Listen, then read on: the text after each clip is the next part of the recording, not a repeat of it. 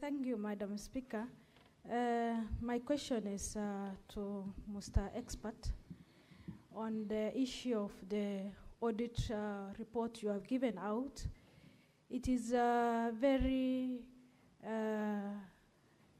narrow. It is not detailed as such. But my question is, and we have heard from MCAs, so many MCAs that they are undermining the systems. As an expert, and you did an audit of the system, do you recommend that system to be used in anywhere or in even the county executives and county assembly? Thank you. Senator Crystal Asige, I will let you ask the question as the final senator who is asking this witness. Thank you very much, Speaker. You know, Speaker, we've spent over an hour listening to a painfully long examiner-in-chief, Cross and Aree, only to find out at the end by the witness that really he cannot prove nor disprove the question that is being put to this House. And so it feels like we shouldn't really lay our frustrations onto the witness, but perhaps we should ask the counsel and his team, why did you then bring this witness? Why did you put him through all that work if you cannot prove nor disprove your case? In any case, my question is to the witness, can you at least, if you can do nothing else to help us, can you at least tell us the IP addresses, where are the locations of these IP addresses? You've told us who it belongs to, Safaricom, which belong to 9 of those in your report, but where exactly, what is the location in the country which they are attached to, along with all the rest which are not the Safaricom one? Locations. Thank you. So witness, you'll answer that, and then counsel who procured you will answer the final question from Senator Crystal. And then we'll call it a day on this witness. Okay, thank you, Madam Speaker. Yes, let me deal with the frustration first in terms of the IP addresses, if we can locate them. As I've said, we are able to locate these IP addresses, and I've mentioned the IP address and know who was given this IP address by Safaricom. That can be done.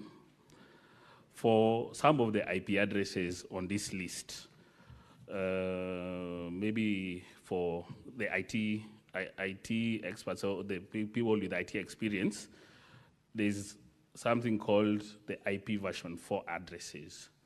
And the IP version 4 addresses have been used, they have been overused, and they are no longer available. So there's something that ISP providers use, which is called a shared IP space. Because we have exhausted all IP version 4 addresses up to now. That's why you can see on page 30, there's an IP address starting with 105.161. That 105.161 can be used by multiple ISPs in terms of Safaricom, in terms of Liquid Telecom, in terms of 190, because we have exhausted all these IP4 addresses. So traceability also of these addresses is not as simple for these ones which are starting with 105, because they are in a shared IP address range. But the ones which are starting with 41, those ones we know, as we have checked, they are in Kericho County from the ping which I've just done now. Yes. Let him finish his responses.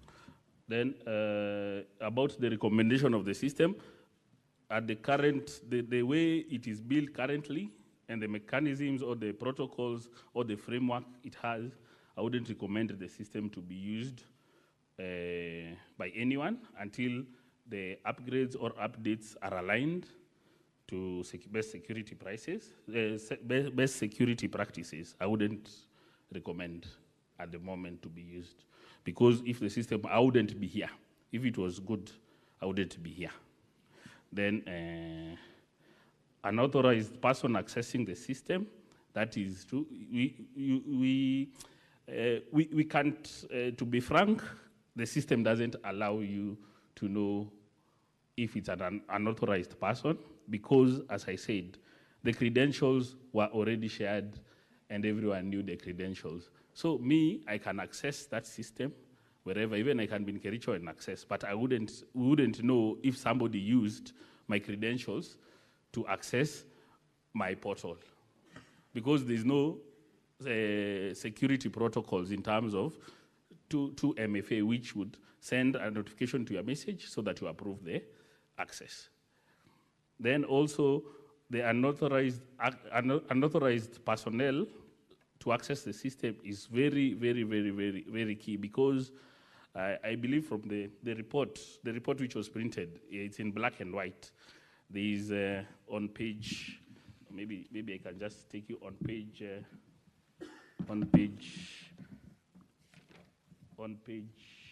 just 1 minute. On page 34. On page 34, there is figure 1.2, written or exposed password. This is more of the technical requirement which we did on security, apart from the basic recommendations. This one, if maybe it was printed in colored, you would have seen that the passwords are exposed. Once somebody logs in, somebody who's using your computer can come back and see your passwords. So that is also a technical and cybersecurity risk for that. For the drafted, and I'm just trying to answer the question if the system was secure. I don't believe the system was secure, even from this expose on figure 1.2, which mentions the exposed passwords. And that is already a very major flaw on that system. Thank you. Senator Sotsi, you have an issue of intervention. What is that?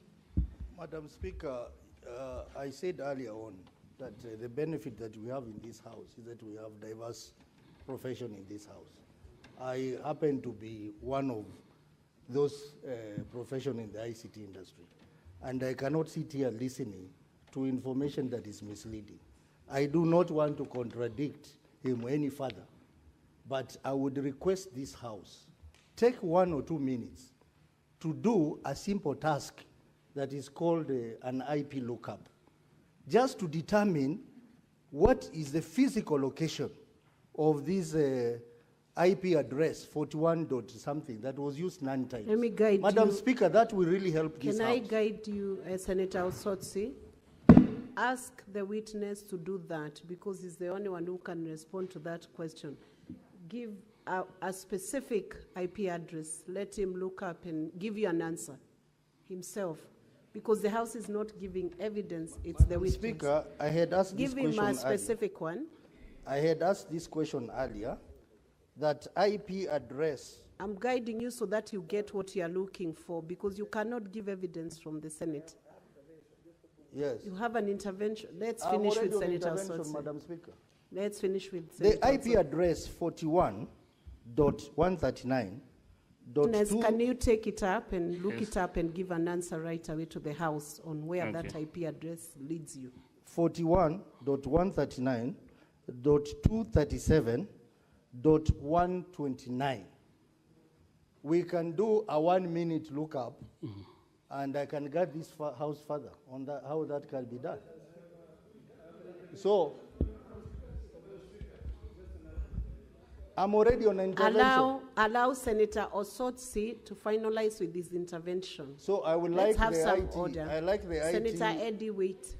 I like the IT people to. He's on a point of intervention. Senator Joyce, you wait. Just I would like the wait IT until he people. finalizes that exercise. I would like the IT people to give us a screen, maybe to go to the internet, and then I will demonstrate that. You can, the I'm witness. on a point of order. Senator Osotsi, Why? can you follow the guidance of the chair? I have guided you correctly. Give that IP address to the witness who can give evidence before this House. You cannot give the evidence yourself. We want to hear what his response is. You can always cross-check before you vote so that it guides your vote. Very well, Madam Speaker. Madam Speaker, I was saying that because the expert will need the assistance of the IT room. They have to display that on the screen. No, let the witness, we are able to counter-check when we recess to, before the vote.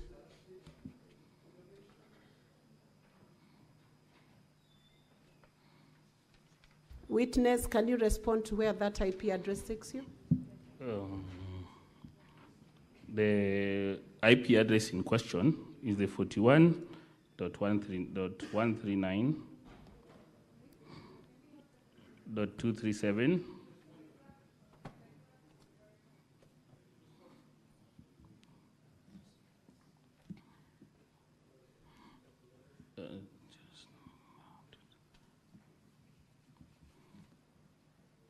This one is registered under Safaricom Limited, and its description is for convergence services, cost limited. And but the person, the owner is Safaricom Limited and Safaricom House. The person in question is John Muita. The location? That's what he asked you. From the public available information, from the public available information, there is no location for that. It mentions Kenya, Nairobi as the domain admin. Eddie? Madam Speaker, with a lot of respect, Madam Speaker, I think we are sitting here as a quasi jury. We cannot now take even though we have got many ICT experts here. Even some of us know ICT. But I think that what we are attempting to do, I wanted to urge you, Madam Speaker, perhaps you can guide that a senator can do that in their submission. Because they will have a submission time when they'll be making sense of this here. But as a matter of procedure, you ruled yesterday on that chair that we are going to have an ICT expert who would then give us another report. So even if the ICT expert who is here cannot give us enough report, that's fine. Let's wait for the other ICT expert to give us. But if a jury wants to give us a direction of ICT, let them do that during the submission. Because we are going to rule on this and rule on substantive issues. Senator Eddy, that is why I guided Senator Osotsi that evidence could not be adduced from the chamber, can only be adduced by the witness, and beyond that, maybe the experts. Senator Ledama. Madam Speaker, we've been sitting here for quite a number of hours.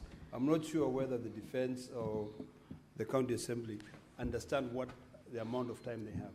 Could you kindly stop all this intervention, allow the county assembly and the county government or the governor to finish their case? And then when the time comes for us to submit, either to support or not, or to oppose, we can then be able to try to argue our matter. I really let me guide you, Senator Ledama. The chair is in charge. Right now, the time that is being used, it is the senators who are using their time. It is not the time for either the county assembly or the governor's time. So it's the senators who have raised the issues, and the requests are coming from your end, not from their end. Now, witness, you are stood down. We are done with the question time. So you may resume your seat, or you could exit, but you are discharged from the stand. Thank you. Moving on to the ICT expert who was requested by Senate to bring a report. So, clerk, you can make sure the expert is called in. Sergeant at Arms, can you get the ICT? Or the question directed to Council Katwa Kigen. Sorry, Madam Speaker, maybe I would address the issue of the next witness, because I don't know whether the county governor has then closed his case before we go to the independent expert of the Senate. I believe they said that was their last witness, or have you changed that, Council? May I confirm, Madam Speaker, that is the close of our case, the governor's case. Thank you. So, and honorable senators, just to let you know, some of the issues you are raising, yourselves are raising those issues. So the time that is being spent is based on your requests. Sorry, Madam Speaker, may I So just take one last concern through you? Proceed. Madam Speaker, the person who has been brought here to answer these charges is the governor. Do I understand that we are not going to hear the governor's evidence and to test it? Senator, Council Ongoya, I would hope you concentrate on how you manage your case, because the Council for Governor has said that is the close of their case. Once they declare that, I believe they are competent in their submission to that respect. Thank you, Madam Speaker. Thank you. So we can proceed on to the ICT expert.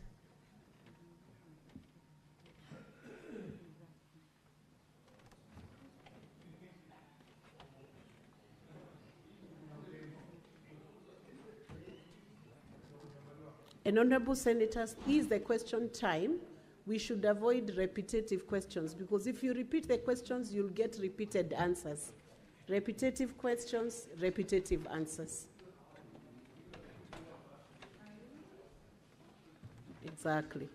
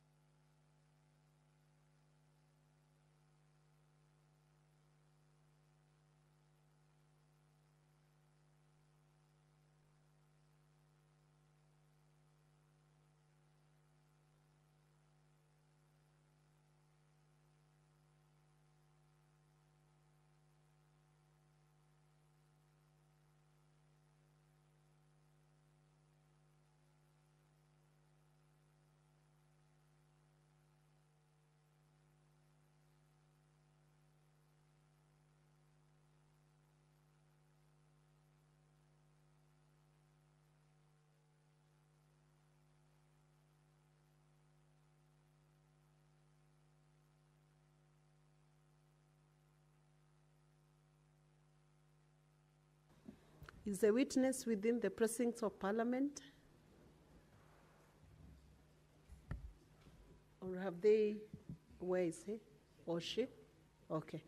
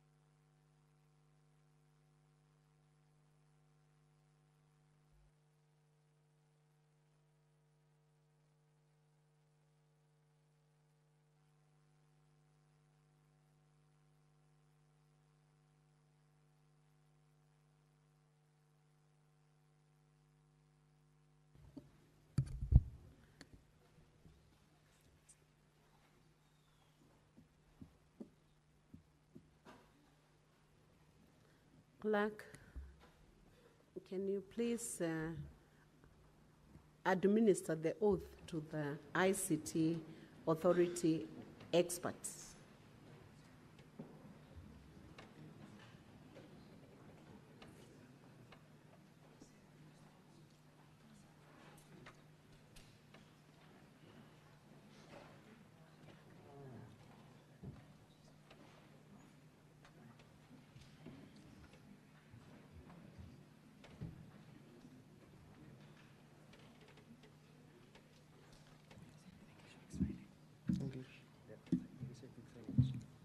Are both the experts going to take to the stand?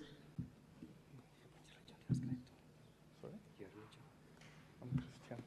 You take the Bible in your right hand, you sit up, then you put your left hand on the Constitution. You just read what is there. Clerk assistant?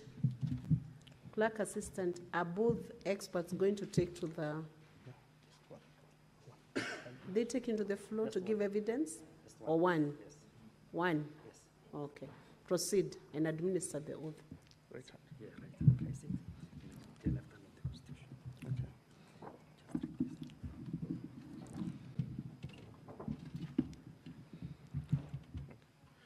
Constitution. Okay. I, Philip Irode, do solemnly swear that the evidence that I shall give before the Senate in respect of the matters before the Senate shall be the truth, the whole truth, and nothing but the truth, so help me God.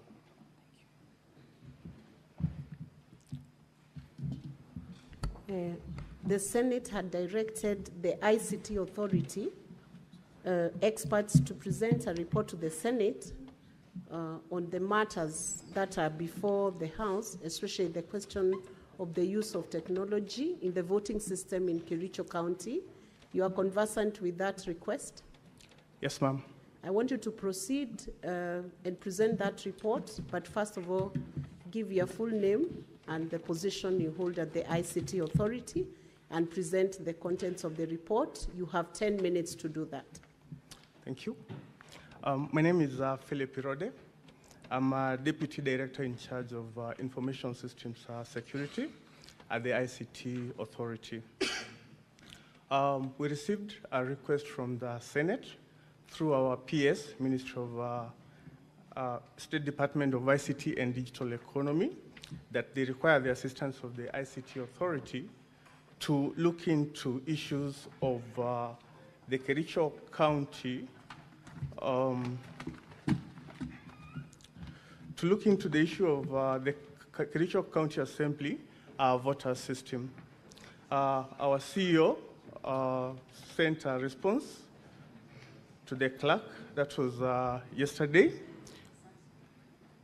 appointing myself, Philip Irode, and my colleague, Joan Mukera, to come and address this particular request. We came in, had a brief, and given that we had not initially received a formal letter, we had to sort a letter to take it back to the office for purposes of the normal guidance as per government protocol through the accounting officer. We later came with the nominations of our two names and looked at the system. This was in the presence of both parties from the County Assembly, the Senate, and of course the Governor's office. The system that we were looking at is a voting system, which is a web-based voting system. The system is hosted off-premise and out of country. And our initial URL search indicates that the system is published at IP address 178.162.234.23. And from the interactions, which is basically the initial assessment that you do from the interaction with the system owners, it's an in-house developed system where the local staff have developed the system. It is managed and administered by the head of ICT, who is the super administrator. We looked at the system based on the scope of the request that was articulated in the letter. And of course, being professionals within the industry, we were guided by processes which are basically information security frameworks that guide our work. This includes information ICT Authority's Information Security Standard, as well as other global information security practice standards. We looked at it, and of course, we had 5 specific questions that we were meant to answer, which we have answered, and the details which are basically as articulated in the report that we have provided before this House. Question 1 was, did an electronic voting process take place using the system? And of course, we have looked at the system based on the logs which you were able to access in the presence of both parties, and we found out, yes, an electronic voting took place using the referenced URL as presented in the report and with the logs that were provided. The second question, Madam Speaker, was, is the number of MCAs who voted on the impeachment of the governor verifiable? This was also based on the logs extracted from the voting module as well as the system events module. And the answer is yes. The number of MCAs who voted to the impeachment of the governor is verifiable. The third question was it possible for any MCA or any other person who had a link to vote on the motion on behalf of an MCA or another MCA? The answer that we provided is no. You cannot vote for any other person or an MCA with the link provided alone. You need to have both the username, which in this case was the IPPD, and the password, which was the ID number. Question number 4 was, how many MCAs voted in the affirmative on the motion to impeach the governor? The number of MCAs who voted on the motion was 33, as was extracted from the voting module logs. Question number 5, which is the last question under our scope of review, was, is there any evidence of multiple voting or other compromise of the voting system or any impropriety in the voting system or process?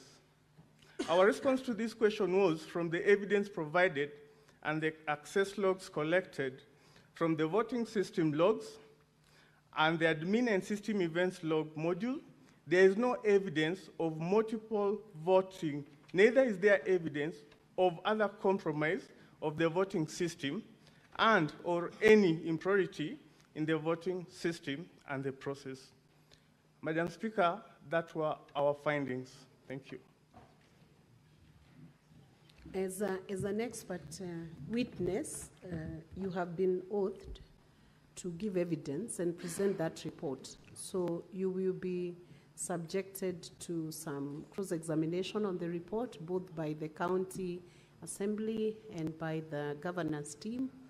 And then we'll proceed on to have questions and clarifications from the senators.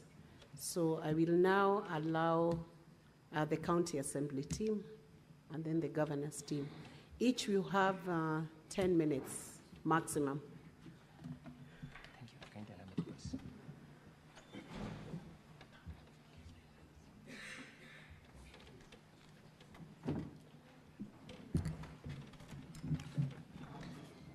Sir, I have very few questions for you.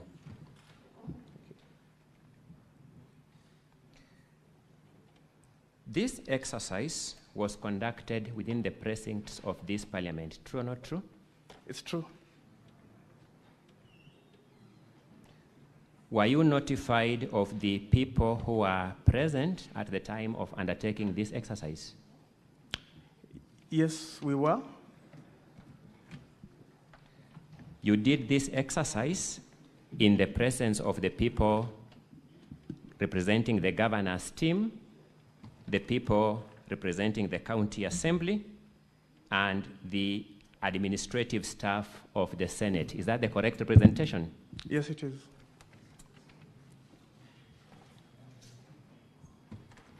I have 3 substantive concerns regarding the report, then I sit down.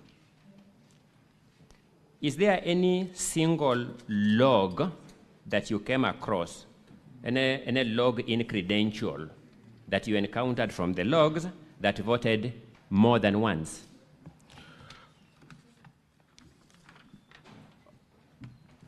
Your question, the answer to the question is no. Is there any credential that logged in and voted after the 15th of August, 2025? No.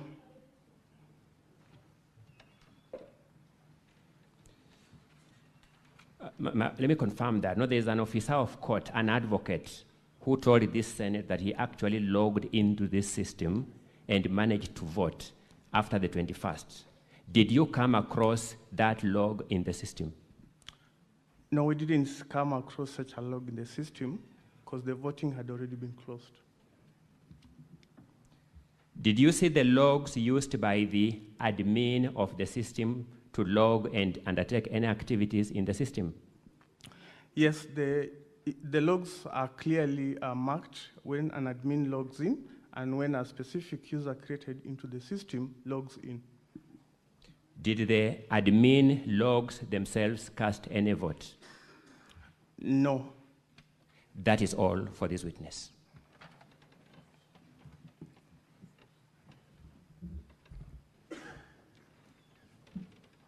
Proceed. Madam Speaker and the Honorable Senators, I'll share the 10 minutes with Senior Counsel Katwa and Wanyama. I'll only ask 2 questions. Mr. Philip, from the logs that you extracted, did you extract any source IP addresses? Yeah, we have IP addresses within our logs. Source IP addresses, the MAC addresses. Did you get any MAC addresses from the system? Which one are you referring to? You've mentioned MAC address and IP address. Which source one? IP addresses, which is the same as MAC addresses. Your Honor, those are 2 different addresses. So you can differentiate the 2, kindly? Yes. So MAC address is ideally, in a layman's language, like your fingerprint. It is absolutely unique. Unique. Did you get those unique identifiers from the system? Allow me to answer the question. No, I'm asking you a question. Did you get those unique identifiers from the system? The IP addresses, Counsel, yes. Allow him to answer. Okay. I need specific answer, yes or no, on the issue of source IP address. Did you Counsel, let him answer so that you can benefit from that answer. Okay. Yeah, so we have IP addresses within our log systems. The source IP address, did you get them? Yes. Did you identify the IP addresses to a certain gadget? Your Honor, based on system configuration, logs are part of system development, and ideally, most system development prescribe the IP addresses, because ideally with an IP addresses, you have the ability to geolocate where that particular device is. Now, a MAC address will not give you a answer. geolocation. Thank you for your answer. So, from your answer, it indicates that you could not tell which location this IP address was from. It's the opposite. From our answer, we could be able to say where the IP address is from because have you indicated that in your report? Yes. That it came from where? We have indicated the IP addresses of the various voters who logged into the system. Can you identify those IP addresses to a certain gadget, say that this IP address, 41 something, was for Honorable, let's say Anita? Can you say that? Your Honor, that is not possible with the system configuration as it is. So from the system that you are working on, you cannot tell who voted for who? You can tell based on the user ID, which is a unique user ID, and the IP address of the user. This is not a personal question. You'll remember that we worked together yesterday as you worked on this report, and this is not personal. You became my friend yesterday, and you will confirm to this Senate that We began working on this report at 4:30. You disappeared until 4:30. Is that true? So from the committee, you will confirm that you left the committee room at 2:30 and came back at 4:30. Is that true? Your Honor, that could not be true. And as I have indicated, we were called here urgently. We came without formal release letters. When we came, we were, invited into the chamber. We were briefed on what the assignment entailed. No, I'm talking about when we start. We sat. Counsel, allow the witness to answer, please. You asked a question, he's responding to that question. Proceed, witness. Thank you. Yeah, so after we were briefed by the clerk's office, as our protocol dictates, we have to seek concurrence from our counting officer. I explained to the clerk's office that we need to get an authority to embark on an exercise. This is when I was ushered into the clerk's office. A letter was done while I waited, and I walked with that letter to our CEO's office, advising him that this is the sort of engagement that we have been called to conduct, and I therefore need to be officially released. Did you require 2 hours? Well, it wasn't 2 hours, Your Honor. Thank you.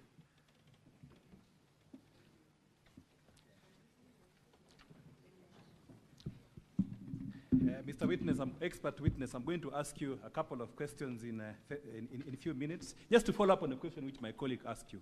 Who called you yesterday and you left the Senate-sanctioned audit for more than 2 hours?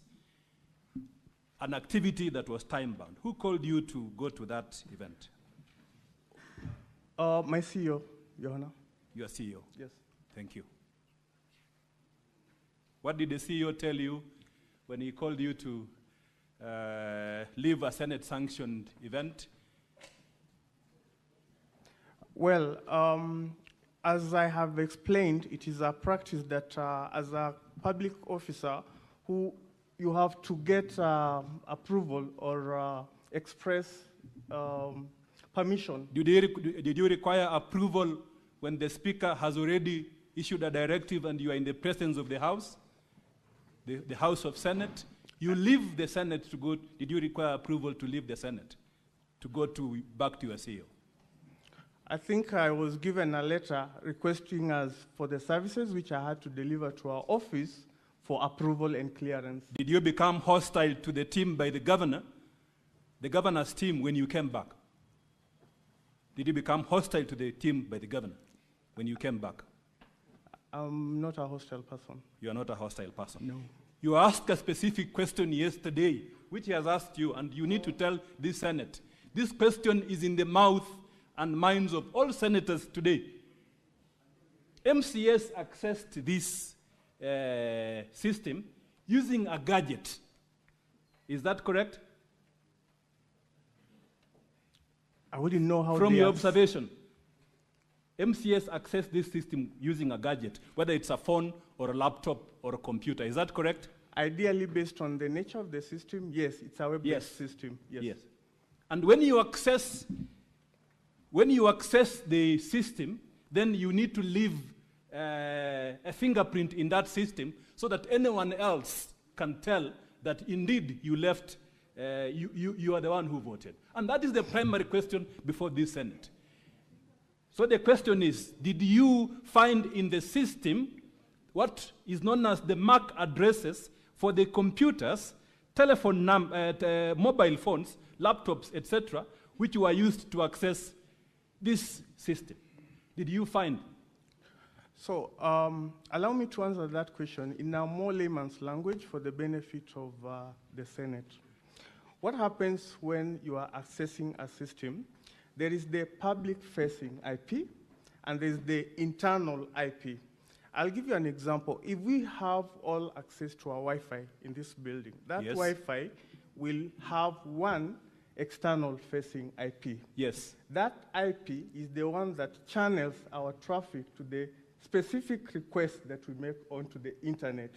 By the nature of this system, it has been set up such that it can be able to pick the IP as the unique resource locator for the service. And that is part of the logs that we've been able to collect. Because of my time, and I appreciate, the IP addresses that you have given to this house are already in the house.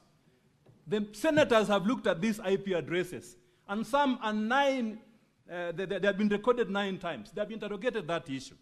What they are asking now, at this level, is that MAC address. They want to know, did this MCA vote?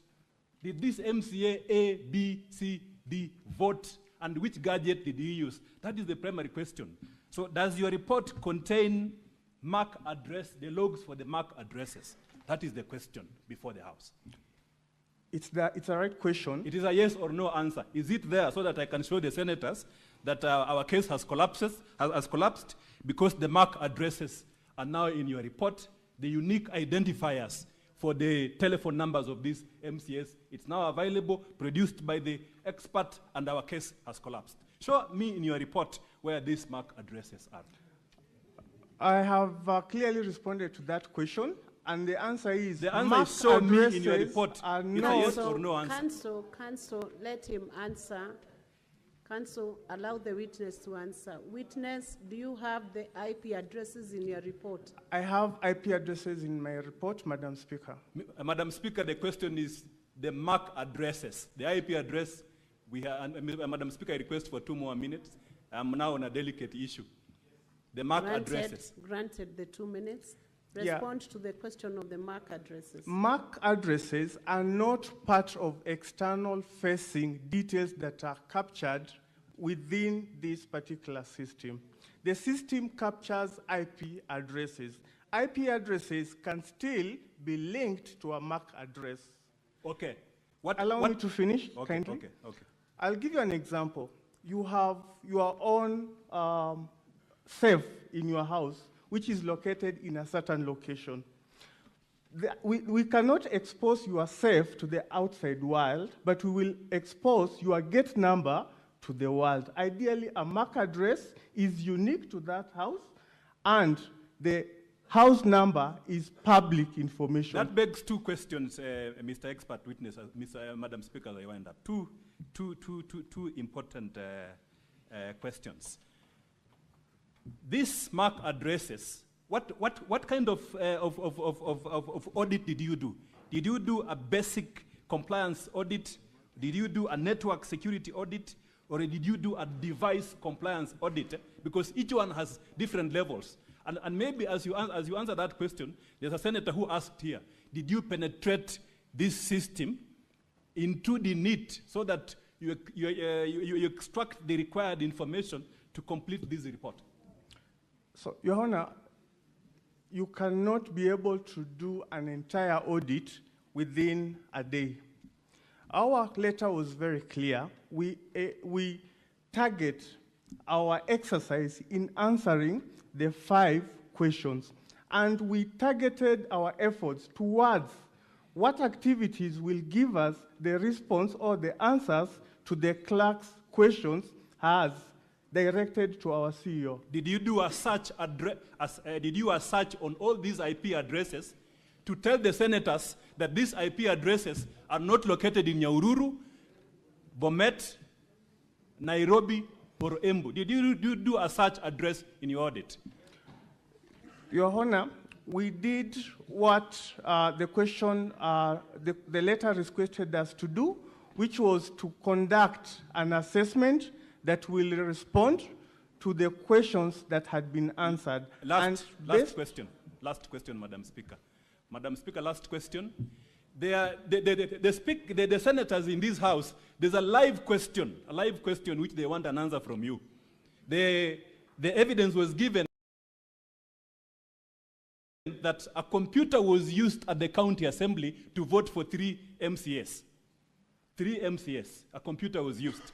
The simple question is, did you go to Kericho County, or was this computer given to you for you to ascertain the IP address or MAC address in that computer to give to these honorable senators to clear any doubt in their mind on the verifiability, authenticity, and security of this system? That is my last question. Yeah, so based on the audit logs that we collected, as we have responded, the system has adequate logs providing verifiability, which is ideally the number of... The question, did you visit Kericho? Were you given the computer? It's a simple issue. So the system is a web-based system. Yes. For a web-based system, you do not need to physically visit a location. It's available on the URL, unique resource locator, as we have provided. So what is the report. IP address for this laptop which was given in, which the MCA said they used? Can you tell the senators with a substantial measure of assurance, no doubt at all, that I, as the expert, this is the IP address of this computer, this is the MAC address of this computer, so that we clear doubt? Thank you.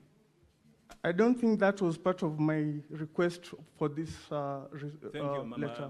Madam Speaker. I'm sorry, my time is up. The question is now actually answered. It's told you. Senator Sifuna. You know, Speaker, I'm a bit confused by the line of questioning that has been taken by counsel for the governor, because your directive was that all these parties be present during that exercise. Now, when I look at the report, there's a part for people who were present to indicate they were present. Mr. Evanson Kirui, counsel for governor, did not sign. The question to you, witness, was he there? This gentleman called Weldon Kipiegon Lagat, was he there? And then, to the counsel for the governor, these things you are asking, did you ask him to do it there, when you are there? And what did he do? And then why would you refuse to sign that you are present? Those are the questions I want to address. Senator Sifuna, before those questions are tackled, you could resume your seat. Let's take a direction on how the senators will now engage with that report and that witness. Then those questions will be tackled in that session, because that's not an intervention on procedure. It's actual contents and questions to the witness. So, honorable senators, we have about 15 senators who would like to ask questions, and we must limit the time within which this gets done. So we'll have to agree that every senator should either ask just one question, if we have to cover all, and if we ask two questions, then we'll have less of senators requesting for that intervention. So we do one question per senator. Is that agreeable? We need a consensus. Okay. So one question. So you have asked yours already, so I'm not giving you another chance. He will respond. I'm sure he's already gotten the gist of the questions. Senator Chute Mohammed. You take about 5 questions, and then you respond, and we go to the next segment of questions. Thank you, Honorable Speaker. A witness from the MCA. Your time is 1 minute, and the clerk, you'll be strict with your Already timing. 10 seconds is gone. Sorry?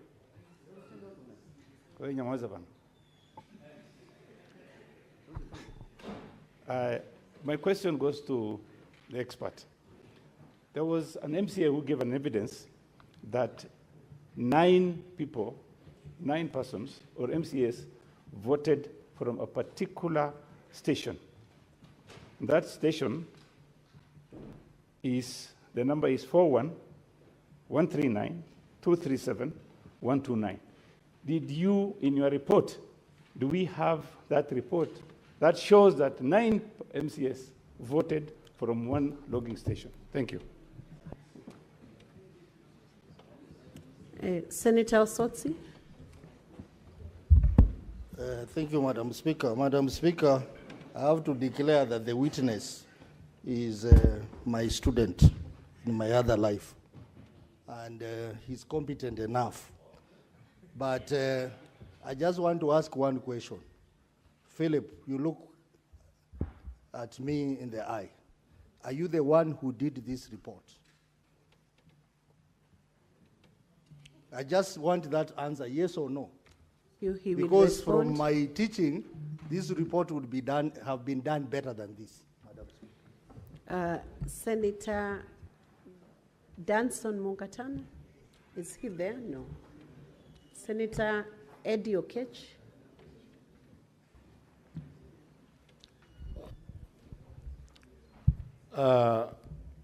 I know this question might have come from the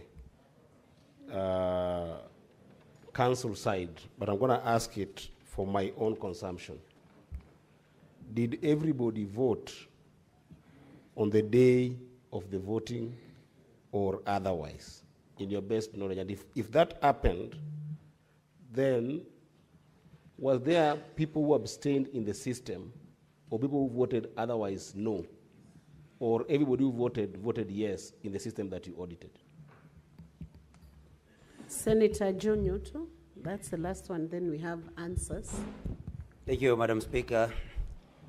The matter before us and why the ICT expert had to come is because the governor's side has argued that there are some MCAs who voted for others.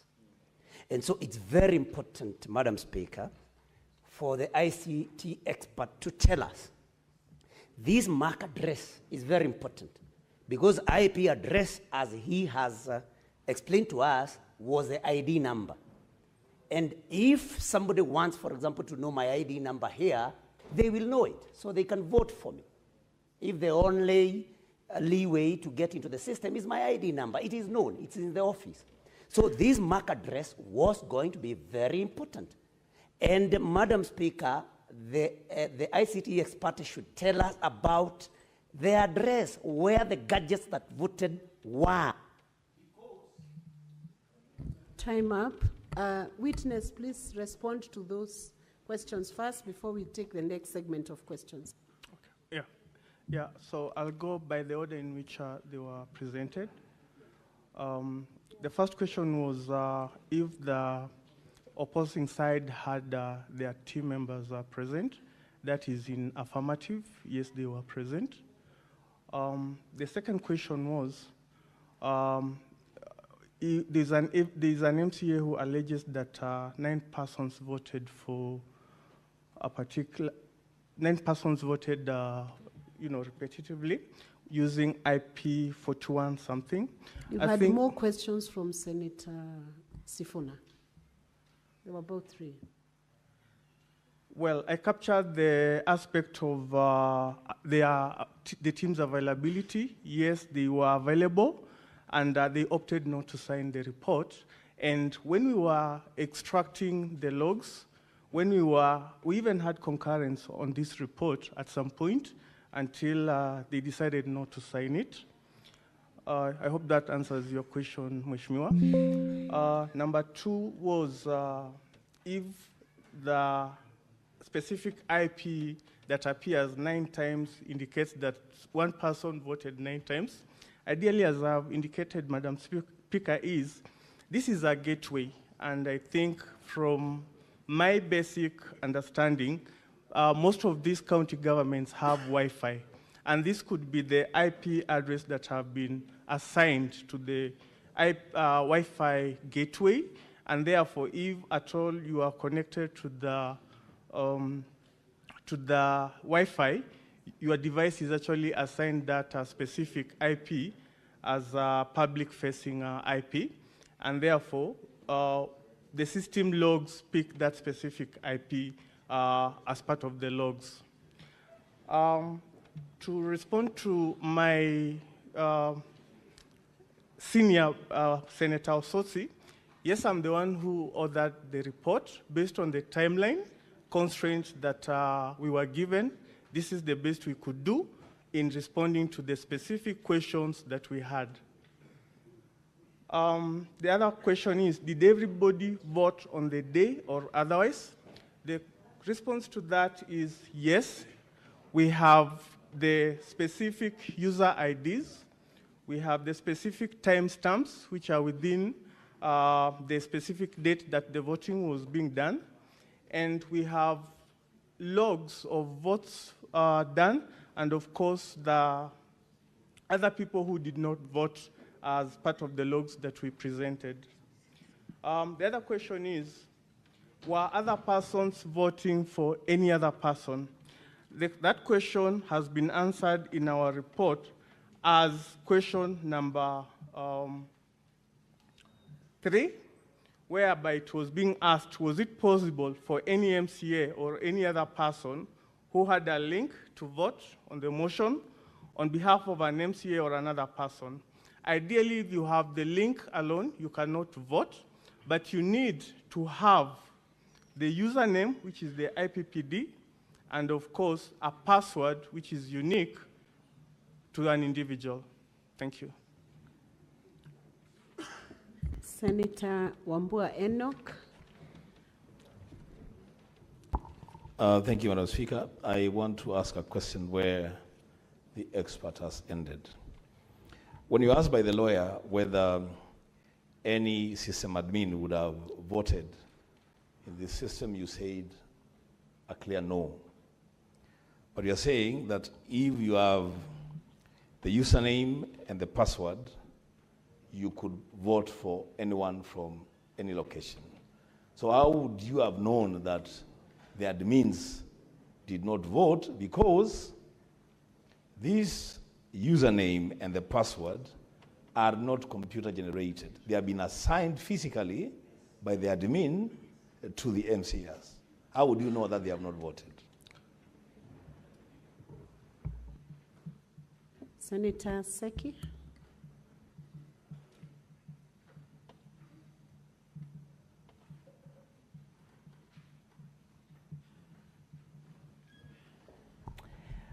Thank you, Honorable Speaker. I think that is the question I had because I wanted to know if somebody has the username and the password, and now we have heard from one of the MCAs by the name Berir that was unable to, doesn't have any internet in his phone, and someone else is working on another phone, possibly will have forwarded the password and the username. So could someone else be able to log in or even vote using another phone?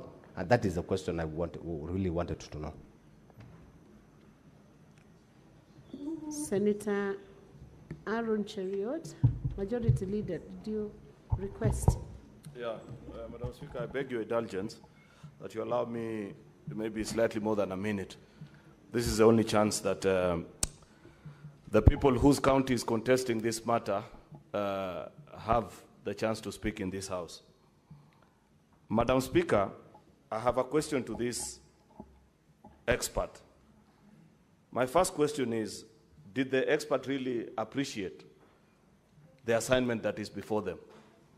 If they did, I want them, because this is in the interest of establishing the truth, Mr. Speaker, to account for the report that he has brought to this House, particularly Annex 3, page 17 of your report. This case, by the way, boils down to 3 votes when all is said and done. Forget about all these issues about 9 and whatever, because Majority Leader, you know our standing orders are very clear. Okay, 2 more minutes. Mr. Speaker, I was explaining, and this is for even to assist the House, that eventually this case boils down to 3 votes and how they can be accounted for.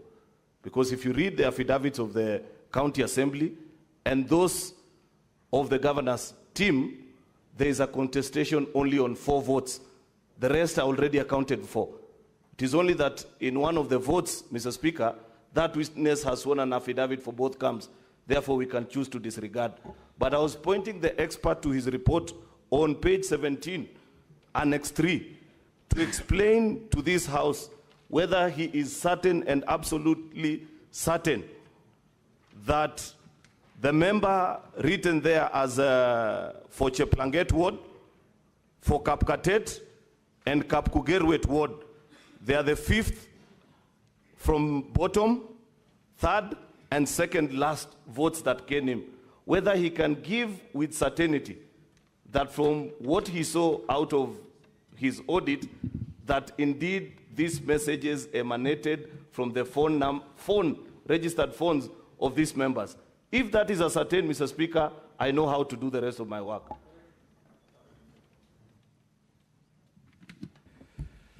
Senator Onyonka.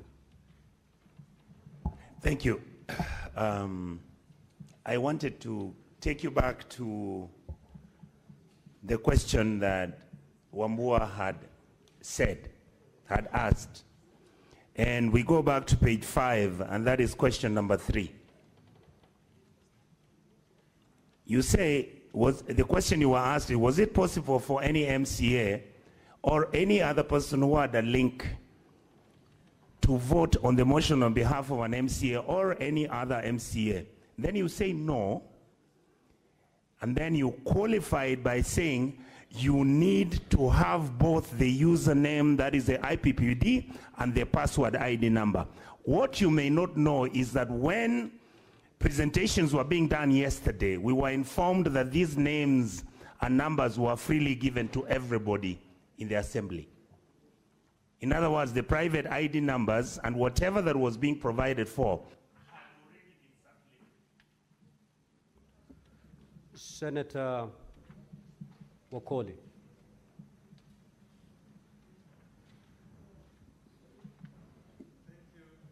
Honorable Speaker, my questions are as follows. Only one question, Honorable Senator. Did you ascertain that the link that the MCS received on their phones were the same phones that were used to vote, and you can justify the process? Thank you. Senator Kavindu.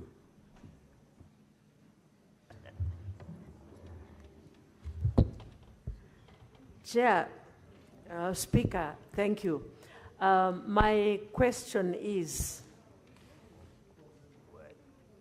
if there was clarity about the MCRs who are claiming that their identity was used for voting and they did not vote. And yesterday I also asked a question. There was a Peter who tried to log several times and it failed. And I asked whether he managed to vote at long last. And this question was not answered. So you, as a specialist of IT, did you manage to trace that Peter if he ever voted? Thank you, Mr. Speaker. Senator Thangwa.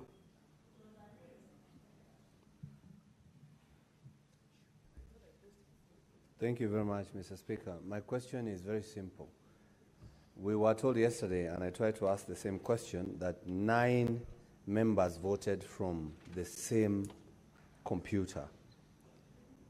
Can you, Mr. Speaker, request that we have the 9 members try to vote as we see? Then we see how long it's going to take.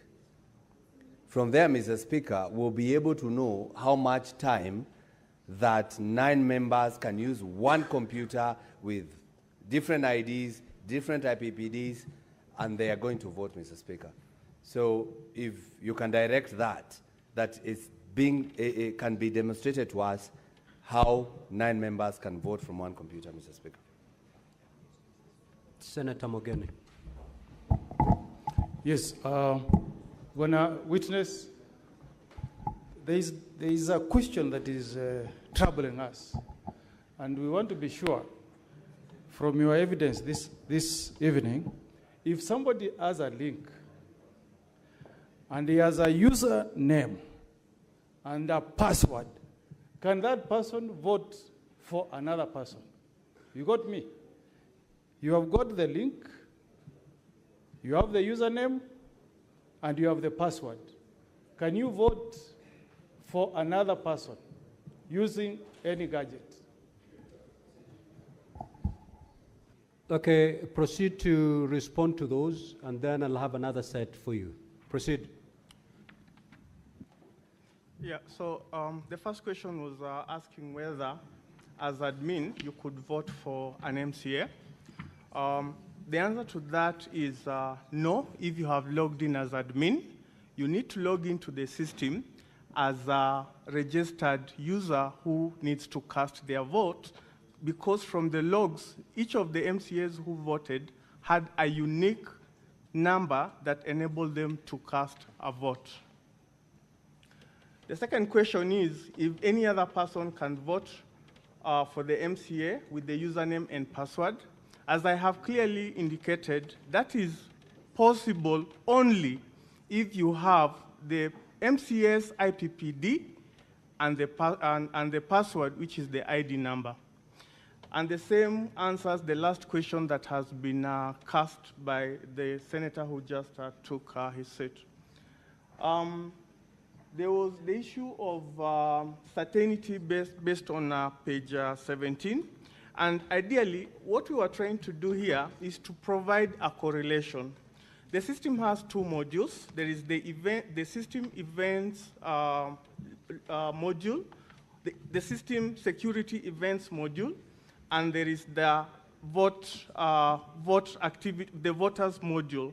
So to address issues of source IP, as had been earlier questioned by the other council, we managed to actually map each of the vote cast with the IP, because this was an aspect of contestation that the logs that we have do not have IP addresses.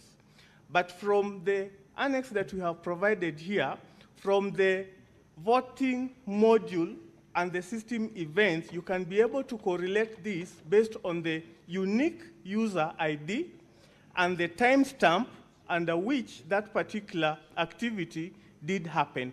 And this is basically to ascertain that MCA so-and-so cast his vote at this particular IP address and this particular timestamp.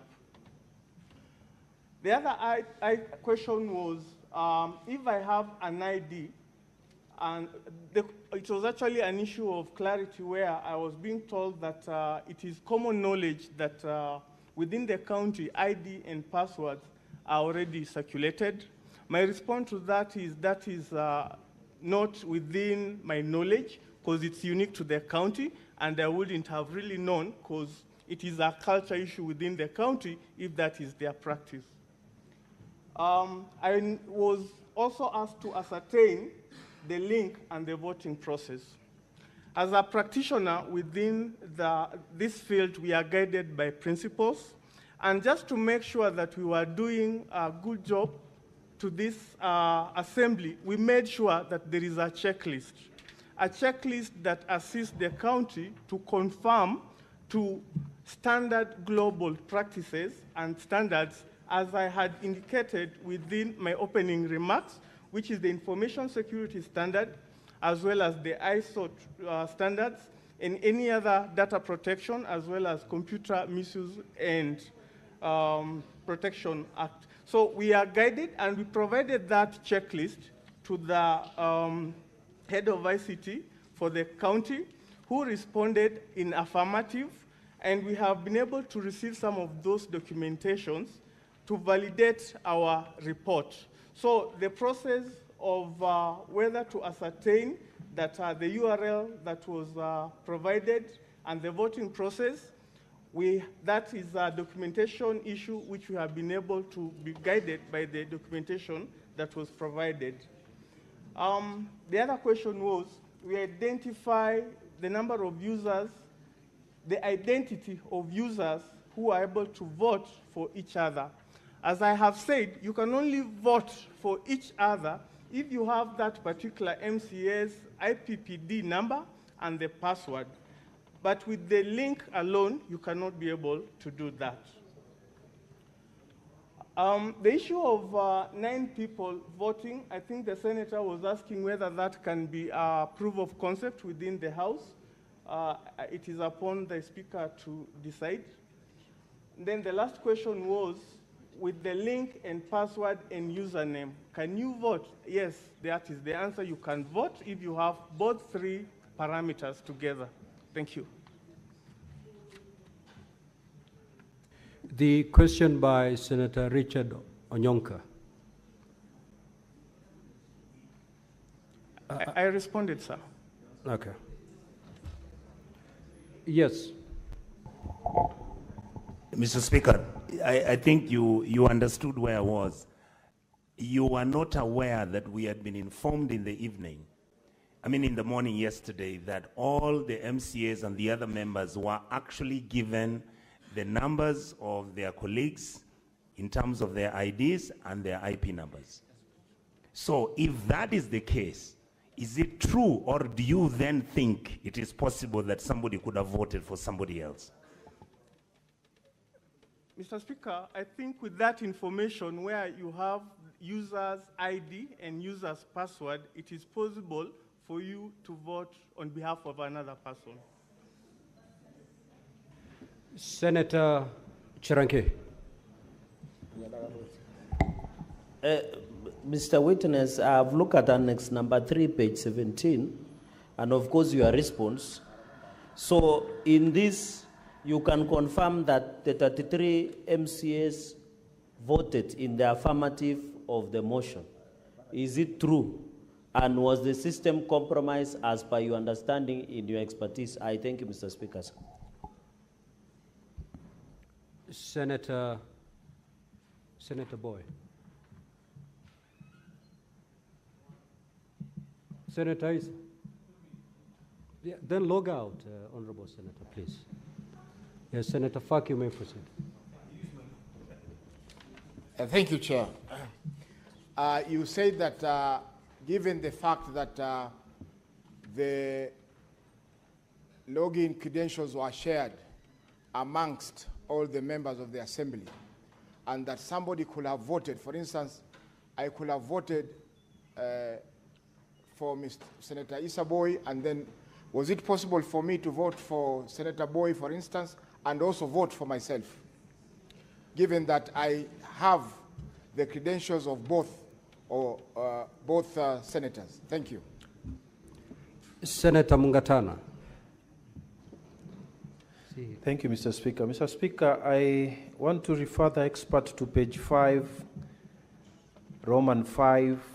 There's a statement there where he says, towards the end of Roman 5, that there is no evidence of multiple voting, neither is there evidence of other compromise of the voting system and or any impropriety in the voting system and process.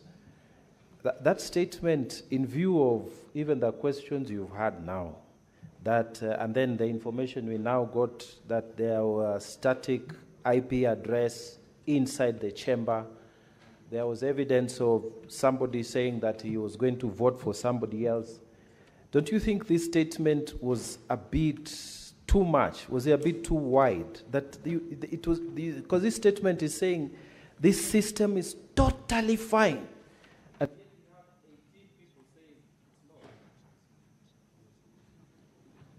Senator Professor Tomojanda. Mr. Witness, to the point, at page 14 of 22, you confirmed that there were no abstentions, 33 votes to the affirmative. Yet, if you look at the logins running from page 17 to the end, there are many failed logins. Would you verify whether the logins were by the MCAs who were voting? Number two, was it a concern to you that all the votes were yes and there was no person voting in the negative? But lastly, is this an agreed report? Because I can see the governor's team did not sign, only the assembly team signed. All the others who signed are from Senate. Is this a report? And lastly, do you have superior qualifications to these other people? Senator Wamatinga. Thank you very much, Mr. Speaker, sir, for giving me this opportunity. Mr. Witness, is it your evidence that indeed, and I want to refer you to page 16, of your document, and specifically bullet 3, voting process integrity. Is it your evidence that despite the fact that we've been informed that credentials of logging were shared, that then the integrity and privacy of the voting was guaranteed? Then, in bullet number 5 or 6, you said user training and awareness. Evidence provided in this, testimony provided in this house states that there was no training. Is it then your testimony that that training was done? Then the last question was, did you get to see the source code and see whether there was a limitation of the number of people who could vote in a certain string? Was the system in the source code, if you inspected it, geo-fenced, or was it accessible from any part globally? Then, Senator Christo Lasige. Thank you very much, Speaker. To the witness, you have clarified that there were about 9 IP addresses that were identical. Can you also verify if there were any others that were identical of the 33 votes casted? And can you verify from that list of 33 votes where each IP address is attached in terms of location? Senator Kinyua. Thank you, Mr. Speaker.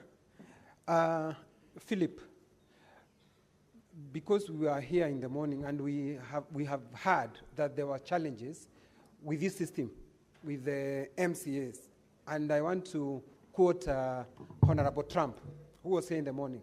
And he did mention that they were being assisted, some of them were being assisted. In the course of assisting, was it possible that this person who was assisting would have voted for this member without his knowledge, that now that this person does not know this system? Thank you, Mr. Speaker. Senator A.D. Okech. Then log out, Honorable Senator. Okay. Senator Mofire. Thank you, Honorable Speaker. Thank you, Honorable Speaker. My question is to the experts, and I want to know, as an IT expert, based on your audit, do you have confidence in the credibility and the accuracy of the results generated by the voting system? So at the same time, what could be the reason why we have 9 similar IP addresses and the others are different, assuming that they were all using one gateway, one Wi-Fi? Thank you. Senator Alan Chesang.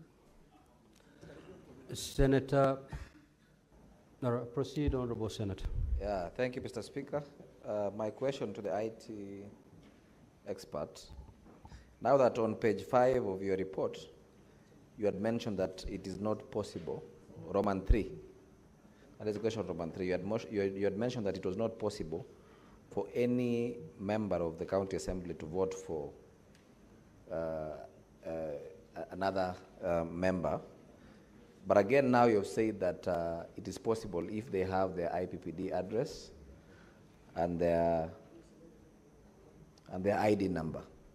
So does that mean that your report, you're not sure of the report that you made? That is number one. And also, does that mean that you can also not assure us that this system is secure? That is number one. And also, maybe you cannot also confirm that you cannot detect. Thank you, Mr. Speaker. Mr. Witness, being the expert that you are, if you are the one putting up this system, setting up the system, are there other safeguards you would have put in place to secure the system and make it foolproof? If you have other suggestions, if you would have done it differently. Thank you. Senator Shakil Abdallah. Thank you, Mr. Speaker. Mr. Speaker, my question is, since it has been established that it's possible for others to vote for others, is it possible to establish the gadgets which were used? Because all the phones are registered under certain names. If I use my phone to vote for Fatma, it will show it is my phone which was used. Is there a way to know that it was my phone used to vote for somebody else? Thank you, Mr. Speaker. Senator Okenyuri.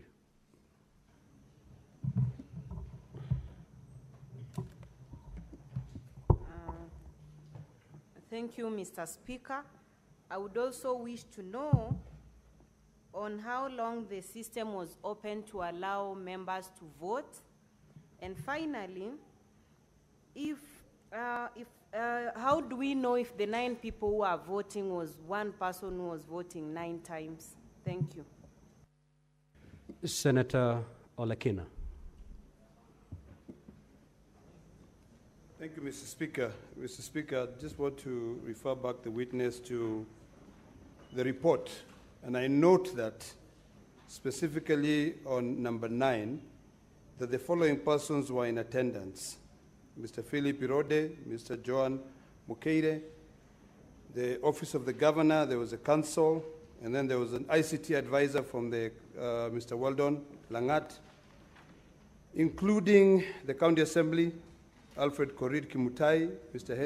Hilary Kiplangat, and then you had the Senate Secretariat, Mr. Zakayo Mogere, Innocent Baya, and Miss Marianne Karanja. The question that I want to ask you is very simple. This report, although you are the witness standing there to be able to submit and to present the report, were you the only person who came up with this report, or this report was a joint exercise by all those people who, by the resolution of this House, ended up carrying out this exercise? Thank you, Mr. Speaker.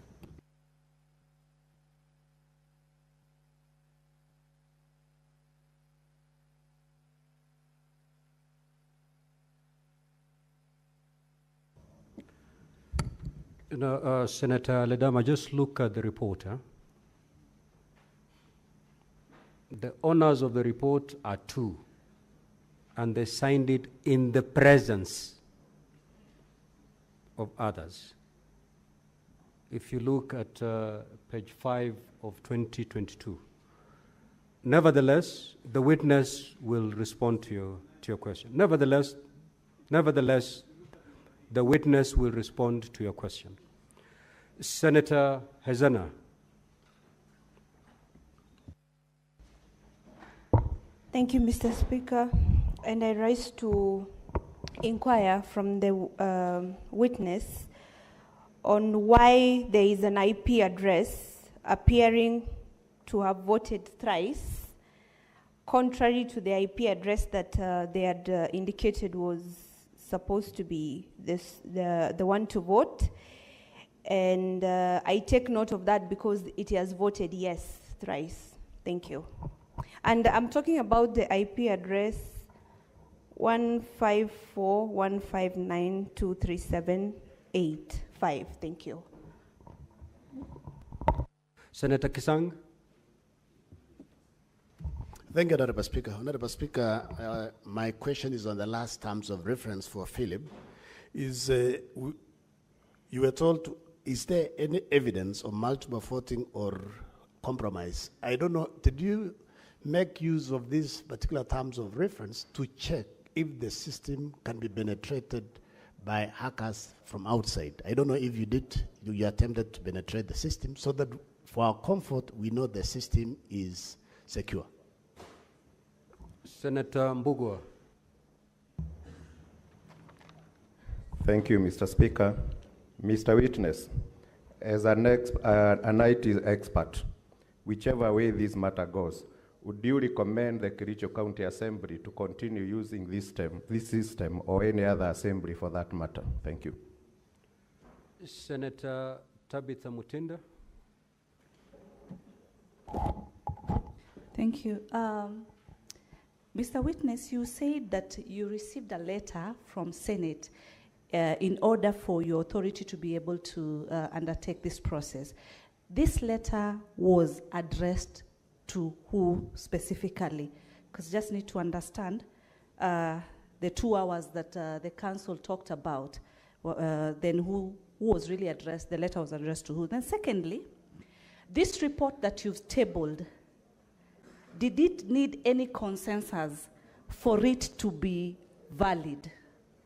Number 3, do you think that this system for Kericho County is a valid system that can continue to be used? It's a system from your own expertise that you would recommend that they continue using.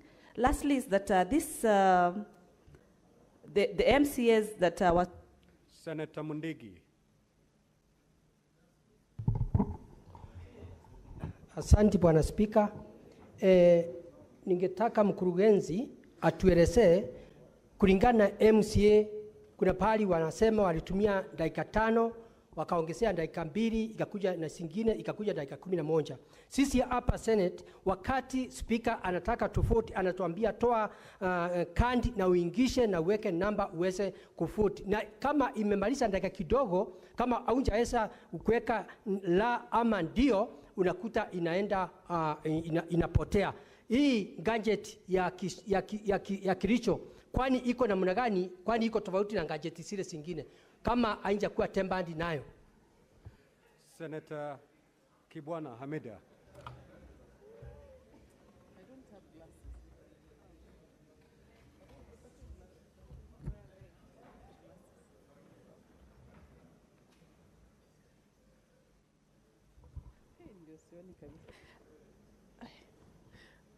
I can't see.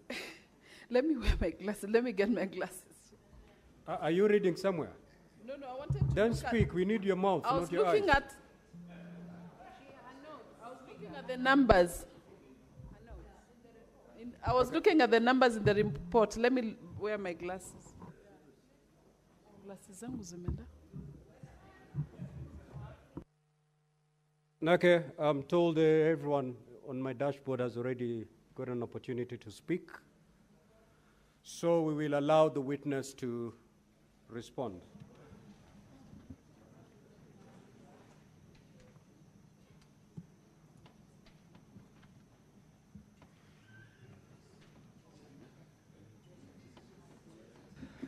Witness, I've given you the go-ahead to respond. Thank you, Mr. Speaker.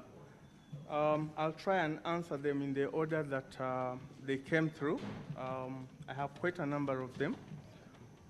The first one was clarification if at all 33 MCAs did vote. And our response to that question, Your Honor, is yes, it's an affirmative. Power his microphone and put it closer to his mouth, please. The first question was if at all we can be able to clarify that at all the 33 MCAs were able to vote within the system. And of course, our response to that based on the finding is yes, 33 MCAs did vote. We've provided evidence for that as per the logs provided within the system. The other question was, and this question has been repeated severally, whether if you have the link and you have the password and you have the username, you can be able to vote. And we have confirmed, yes, you can be able to vote for one another. However, the link was being sent to an individual user MCA. Therefore, once you receive your link, you are able to vote if you only have your username and your password.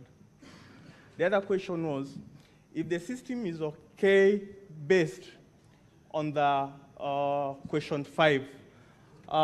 If we go to question 5, we were asked, the question as was directed to us as ICT authority to respond was, is there any evidence of multiple or compromise of the voting system and or any impropriety in the voting system or process?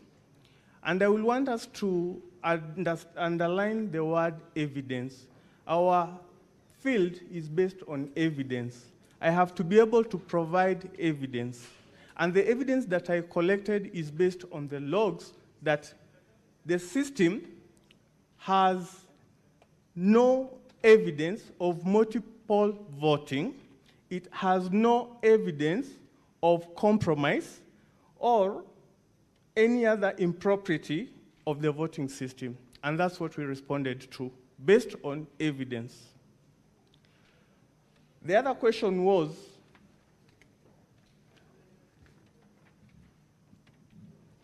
from the failed logins, I think there was a senator who asked about failed logins. From the logins, you can actually tell that the system is secure because if you do not have your username and password, it does not let you get through. You need to have your appropriate username and password for you to be able to log in. And from the extracted logs that we have, we had actually even been able to see a number of attempted multiple logins yesterday, which never went through. The other question was, it was on shared credentials. And as I've said, from a practitioner's perspective, we are all taught that your username and password is a personal information that you should not be able to share. And as senators, we are aware of the Data Protection Act, which specifically guides that username and password, or perhaps an ID, is personal identifiable information, and therefore data that is personal. And therefore, if at all it was a practice within the county to share username and passwords, I think that is a wrong practice. However, from the evidence, and I'll still insist, from the evidence that we collected, we were not able to ascertain that level of practice. There is a question on training, source code, and I'll respond to this by saying that within the time limit provided, we were here at 2, we were meant to provide a report at 6, and I have said we zeroed our response towards answering the 5 questions that were posed to the ICT Authority CEO, which meant that we look into the system, the exposed interface of the system, the voters module, the hosting architecture of the system, to be able to gather enough evidence to respond to those questions. The issue of geofencing, that is an architectural issue that perhaps require additional time for you to be able to ascertain whether the code has included aspects of geofencing. There's also a repeated issue about the 9 IP addresses, and as I have earlier responded to, is that these IP addresses are ideally a gateway for the county assembly's local LAN, that is local area network, or Wi-Fi, if that is what the MCAs use as an internet gateway. There was an issue about Mr. Trump, the challenges associated with voting. As a good practice, ideally, as I had said, from a practical ITGC, which is Information Technology General Controls, users are meant to be trained, and we received an affirmative Excel sheet that indicated that this had been done at the county. The other question was, we report about the system IP address. I think we have clarified that in our report, that the system is hosted on off-premise. That means not within the premise of the county. The system is hosted out of country. That is a host pinnacle. We have provided the published URL in our report that is on page 4. We were also asked to confirm whether the system is secure. I want to confirm that we did an internal scan within the system, basically, which is some sort of vulnerability pen test within the system. And I can confirm within this sitting that the system as it is secure, and that was actually demonstrated by the logs that we printed, which indicated quite considerable number of failed attempt logins. The other question was, if you were to be the one setting up the system, what would you do? As a practitioner, there are guidelines and frameworks that we define that guide us on how best to set up the system. And we are guided by, of course, governance practices, the system value, the proposition, the return to the users, as well as good practice around security, resilience, and of course, data privacy. So I will make sure that all that aspects are inbuilt within the system, which is ideally what we were looking into when we reviewed the system. The other question was in regards to the MCA's phone devices, IP addresses. As I had said earlier, if the MCAs were using the system with their devices and using the local gateway, which is the Wi-Fi, they will all resolve to one IP, which is the outward-facing IP, which is ideally what some of the senates have addressed. And when we looked at these IPs, they are actually local ISP service providers, including our Safaricom, Airtel, and the likes. There's the question that was asked around system, if you are able to allow members to vote. I think I have indicated that you can only vote if you have the URL, and the URL, once you vote, it deactivates. So you cannot cast your vote twice. There was the question on whether this exercise was a joint exercise. I think I would want to answer that this is our report. Myself and my colleague, my senior information security analyst, Joanne, we sat here yesterday from around 4 to late in the night preparing this report. And I think it is our responsibility to sign the report. Any other person had no obligation to sign it.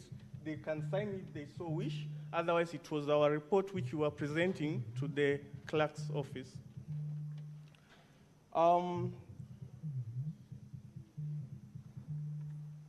There is a question that has been asked whether IP 154.159.237.217 appears thrice. It is the same scenario.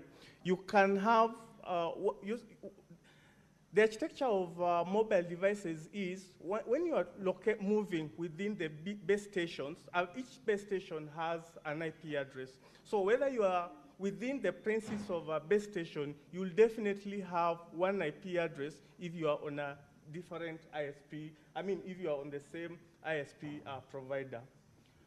The other question was on ideally whether we can ascertain that the system has been secured. As I have said, yes, we've done a scan using our in-house tools provided by the ICT authority, and we can verify that the system is secure, as it has been demonstrated by the logs that are part of our annexes to this house. Thank you, Mr. Speaker. I think I've... No, Thank I you. think, yeah, there are some questions.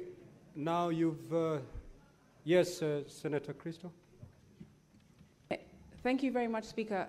Speaker, listen, I only have just one question, which had not been answered. To the witness, I asked you just one question. I said, let me restate it. I asked, you have 33 people who have voted, according to the report. And you say that each of the votes cast are attached to a particular IP address.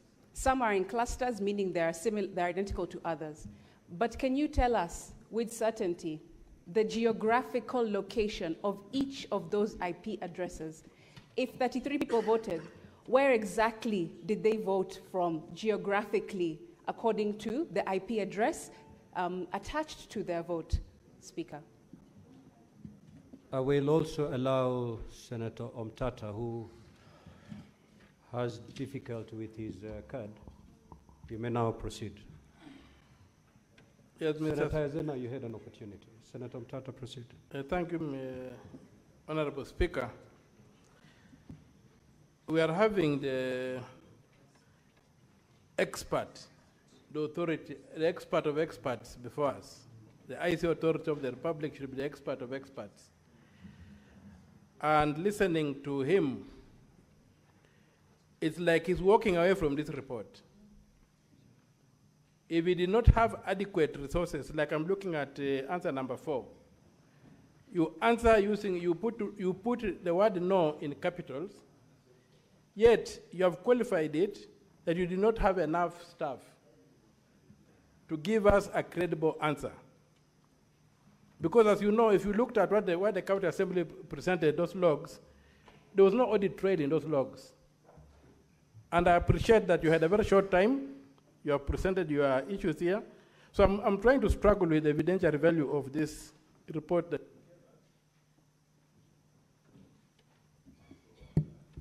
Give the senator half a minute. So, of what value is this report? And number two, for lawfulness, we are told about .go.ke and .co.ke. As the regulator of the system, can a county government be allowed to run a system on an open server or a private host, or must this be on a government host? It came up during submissions. Thank you, Senator Hazana. You're saying your question has not been addressed. Can you repeat it? Yes, Mr. Speaker. The question has not been answered because I asked how come there were 3 MCAs who voted using the same IP address, and he has said that it was, if one person is using their phone and moving around the vicinity into different locations, that it will use the same IP address. But this is 3 different MCAs from the code of the MCA. Thank you, Mr. Speaker. Okay, 5 minutes, conclude witness. Thank you, Mr. Speaker. I'll continue responding to the questions because I hadn't addressed all of them. There was a question that asked to whom the letter was addressed to. The response to that is the letter was addressed to our PS, who's the PS State Department for ICT and Digital Economy, requesting the ICT Authority CEO to nominate officers. Then there was a follow-up question regarding whether the report required consensus. Our response is no, because it is based on evidence that we have collected within the environment that we were working on. There was a follow-up question whether the system is valid. Yeah, I think if the system is valid and up to date, and the answer is yes. The system, based on the scope and our surroundings that we were working on, yes, the evidentiary collected within the system are valid. There's a question that has been posed by Senator Omtata asking about the response to question, I think you mentioned 3. Was it possible for any MCA or any other person who had a link to vote on the motion on behalf of an MCA or another MCA? I have indicated here that the answer is no. You cannot vote for any other person, and I have qualified it. You can only vote if you have all the 3 parameters, which is the link, which was provided for by the County Assembly, and then you meant to be private and privileged information. To respond to the other question that has lastly been asked, it is what value is the report? I think based on the matters at hand, your Honorable Speaker, this report is meant to guide us. We are responding to the questions that were posed to the ICT Authority in responding to the allegations of whether the system is a secure voting platform or not. And based on the evidence that we have provided before this House, in my field, we base our conclusion on evidence.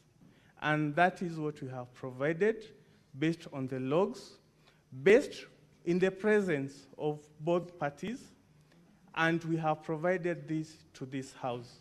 We have clarified issues to do with IP addresses. IP is a unique... Witness, Yes, Your Honor. Just be very specific. Respond to the question by Crystal Asigi so that we end it there. Yeah, so the question asked by Honorable Senator is, are we able to ascertain with certainty MAC addresses?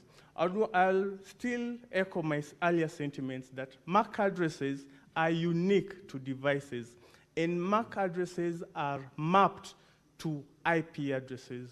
You need to have an IP addresses for you to access an external facing application. And based on the configuration of the system, within the logs configuration, the logs have provided an IP address which corresponds to a unique MAC address. However, within the logs within that voting system, MAC addresses are not configured as audit details to be collected.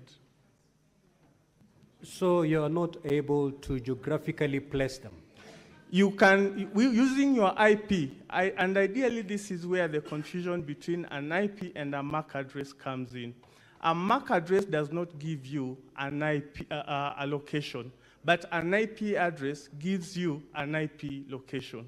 And that is why we have used the IP addresses to confirm that these IP addresses were within the geographical location of the county assembly, because these are base station IPs.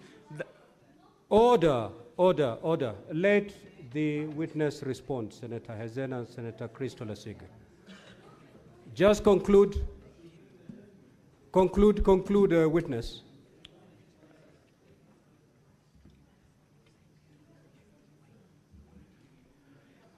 Your Honor, as I was saying, IP addresses gives you geolocation. However, MAC addresses don't give you geolocation.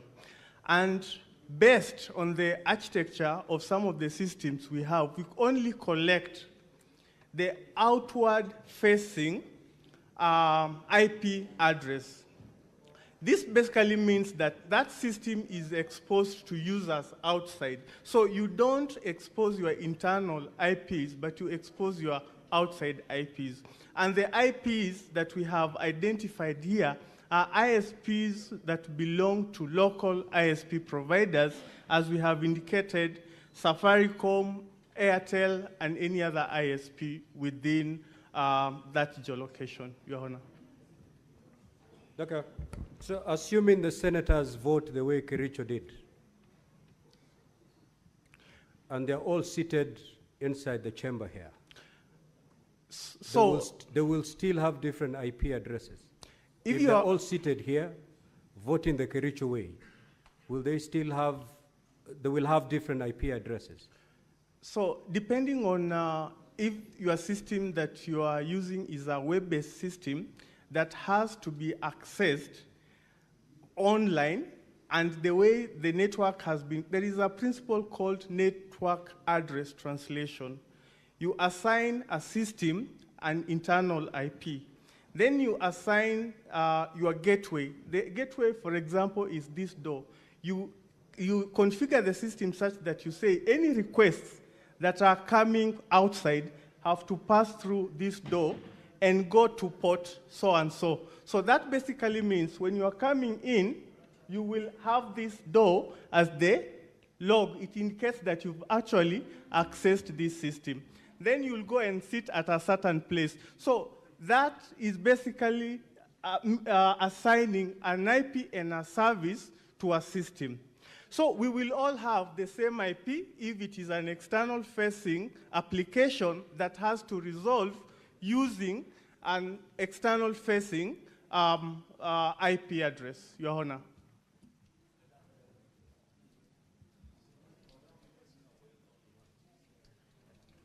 Have a seat, but we will now proceed to the closing statements. We will start with the county assembly. You have 60 minutes to do so. You may utilize all of it, or you may utilize part of it, but the maximum is 60 minutes. Likewise, the Council for Governor, you have 60 minutes to also make your closing statement. You may proceed. Your time starts running from now. Thank you, Mr. Speaker, sir. For record purposes, my name is Kipkorir Elvis. I will make the closing submissions on behalf of the County Assembly, and I will take the first 25 minutes, after which Learned Counsel Mr. Ongoya will take the remainder of the time. Mr. Speaker, sir, honorable senators, exactly 15 years ago, Kenya embarked on a transformative journey in its adoption of a devolved system of governance. This was an answer to an enduring desire by many a Kenyan who earnestly yearned for public services closer to them. Indeed, honorable senators, devolution has been mooted as the genius of the 2010 Constitution, as it marked a complete departure from the previous system that had been characterized by marginalization, mismanagement of resources, runaway corruption, amongst other challenges. The term of the present governor, the governor that is on trial today, Mr. Speaker, sir, honorable senators, has marked a silent retreat to that dark past. Mr. Speaker, sir, honorable senators, county governments hold the key to effective service delivery. The expectation of the people is that county governance would enhance efficiency to their benefit and not for the self-aggrandizement of the governor. As the County Assembly has demonstrated, the governor's debut in office was marked by the invasion of a private citizen's property, the tearing down of a fence, and its designation as a dump site illegally, Mr. Speaker, sir, and honorable senators. You will recall that when video number KCAV11 was played, the video was taken barely 2 days after the governor was sworn into office, and that is the first thing that he did in announcing that there was a new sheriff in town. Mr. Speaker, sir, honorable senators, the facts of the matter before you and the evidence that the County Assembly has led disclose a sorry tale of maladministration and a failure of moral courage. To paraphrase William Shakespeare, Mr. Speaker, sir, honorable senators, something is wrong in Kericho. It is our submission that the County Assembly of Kericho has made an overwhelming case of bad behavior on the part of the governor. A classic betrayal of the trust bestowed on the governor by the residents of Kericho County. And Mr. Speaker, sir, honorable senators, the question we pose is whether bad behavior should attract any consequences. And the answer to that is in the affirmative. Those who are sent to public office, Mr. Speaker, sir, honorable senators, and elect to betray the trust that the people have placed in them, like the governor on trial today, ought to be impeached. Mr. Speaker, sir, honorable senators, impeachment is a constitutional instrument rooted in the Constitution of Kenya, Article 181, and is designed to protect the sanctity of public office and the interest of the people. The process before you today is therefore an affirmation of the supremacy of the rule of law and accountability of elected leaders. Briefly, Article 181(4) sets out the grounds upon which a county governor may be impeached or removed from office. The first one is gross violation of the Constitution or any other law. Secondly, there being serious reasons to believe that the governor has committed a crime under national or international law, abuse of office, physical or mental incapacity to perform the functions of the office. These requirements are mirrored under Section 33 of the County Governments Act, Mr. Speaker, sir, and honorable senators.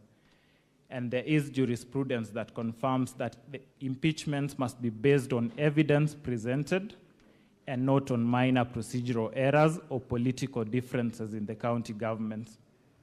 This is a sui juris process, Mr. Speaker, sir, honorable senators, and it is not about the criminality or culpability, but the accountability, political governance, as well as political responsibility of the county governor. The standard of proof in our humble submission is that it is neither beyond reasonable doubt nor on a balance of probability. It is slightly above a balance of probability, but below that of reasonable doubt. At the core of the charges the governor on trial is facing is the theft of public funds, resources entrusted to the governor for the benefit and development of Kericho County. And the evidence presented before this House, Mr. Speaker, sir, honorable senators, paints a damning picture of misappropriation of public funds which have been placed in the hands of the governor to manage and oversee on behalf of the residents of Kericho County. Mr. Speaker, sir, honorable senators, you will recall that on 30th June 2023, a grisly road accident occurred at Londiani Junction involving a truck that lost control and rammed into small-scale traders and other road users, claiming the lives of at least 52 citizens. You may also recall that in response, the national government and the other emergency response teams mobilized resources to help the families of people who had lost their lives and those who had been injured. Mr. Speaker, sir, honorable senators, the County Assembly of Kericho has led evidence of how the funds meant for the victims of the grisly road accident were misappropriated with the blessings of the governor who is on trial today. The County Assembly's witness, Mr. Kiprotich Rogony, and the mover of the motion at the County Assembly confirmed this on the witness stand and also by the affidavit evidence that is contained in the County Assembly's bundle of documents. The evidence, Mr. Speaker, sir, honorable senators, demonstrates that on the 15th of August 2023, the governor of Kericho compensated the victims of the Londiani accident from the county emergency fund to cover up for the funds raised by the public and which had been misappropriated by a committee he had formed to steer the funds drive, and without a cogent explanation of how the funds publicly raised for the victims had been expended. Similarly, Mr. Speaker, sir, honorable senators, the evidence led by the County Assembly is that on the various dates between the 4th of July 2023 and 9th of July 2023, the governor engaged in acts which grossly violated the provisions of Articles 10, 73, and 75 of the Constitution, and Sections 29 and 34 of the Leadership and Integrity Act by overseeing the misappropriation of funds raised for the victims of the accident at Londiani, in which over 9 million shillings of publicly raised funds were lost. Mr. Speaker, sir, honorable senators, I invite all of us present in this chamber this evening to pause in harsh memory of those who lost their lives in Londiani, but whose dignity endures beyond their graves. For what injustice, for what deeper wound would be inflicted on the families of the victims, Mr. Speaker, sir, honorable senators, than to rob them of the meager allocations from the funds that were raised by members of the public, including some of us present here today, Mr. Speaker, sir, honorable senators. The dead do not protest, but how insensitive, Mr. Speaker, sir, honorable senators, would one have to be to trespass where sorrow has already claimed its toll?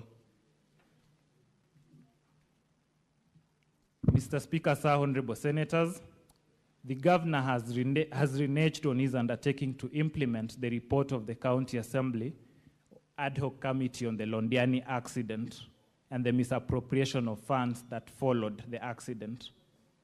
There is evidence that the governor expressly supported a petition by those implicated in the County Assembly's ad hoc committee, and the cases that the County Assembly cited were Kericho ELRC petition number E006 of 2023, Dr. Wesley Bor and 5 others versus the governor, Kericho County Government and 5 others, and Kericho ELRC E014 of 2023, Victor Tum and others versus the governor, Kericho County Government and others.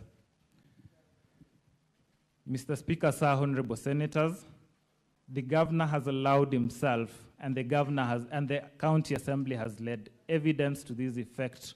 The governor has allowed himself to be a master of doublespeak in grave matters, and this is in violation. This has been in violation of Article 73 of the Constitution, which demands that at all times he demonstrates respect to the people and conducts himself in a manner that brings dignity and honor to the office that he holds. Mr. Speaker, sir, honorable senators, the governor's response to this allegation is that the lost funds were occasioned by, the loss of the funds were occasioned by the people other than him. He then tells you that he has no power to take disciplinary action recommended by the County Assembly's ad hoc committee on the misappropriation of the funds meant for the victims of the Londiani accident. Surely, the governor cannot have the grapes and the wine. Mr. Speaker, sir, honorable senators, the County Assembly has led evidence of how on 14th of February 2023, the governor launched an initiative in Kericho called the Kazi Mtaani Initiative. In so doing, he drew public funds without a proper legislative anchor, public participation, prior approval by the County Assembly or the Controller of Budget, or the Budgets and Appropriations Committee. And Mr. Speaker, sir, the Honorable Kiprotich Rogony, who testified on behalf of the County Assembly, confirmed in his testimony that some contractors engaged by municipalities were not in the list of pre-qualified suppliers, and that the companies that were paid, yet they were not in the list of pre-qualified suppliers, included Citron General Works, Iglaris Company Limited, Edkiche Investments Limited, amongst others. Mr. Speaker, sir, honorable senators, evidence has been led to demonstrate that between January 2025 and July 2025, the governor aided, abated, or condoned the fictitious payments for goods or services which were neither delivered nor done. Resultantly, the county government of Kericho lost approximately Kenya shillings 85,704,522.90 from the payments allegedly made for 1, proposed repairs, redecoration and re-roofing works done to council houses at Kipkelion West Sub-County, next to the Sub-County Administrator's Office. Mr. Speaker, sir, honorable senators, you were shown photos of houses at Kipkelion contained at volume 6A of the County Assembly's bundle of documents, for whose repairs, redecoration and re-roofing a sum of Kenya shillings 2,999,000 was paid to Debral Ventures Limited. The report of the County Assembly Ad hoc Committee on Fictitious Payments and the testimony of Honorable Albert Kipkoech confirmed as much.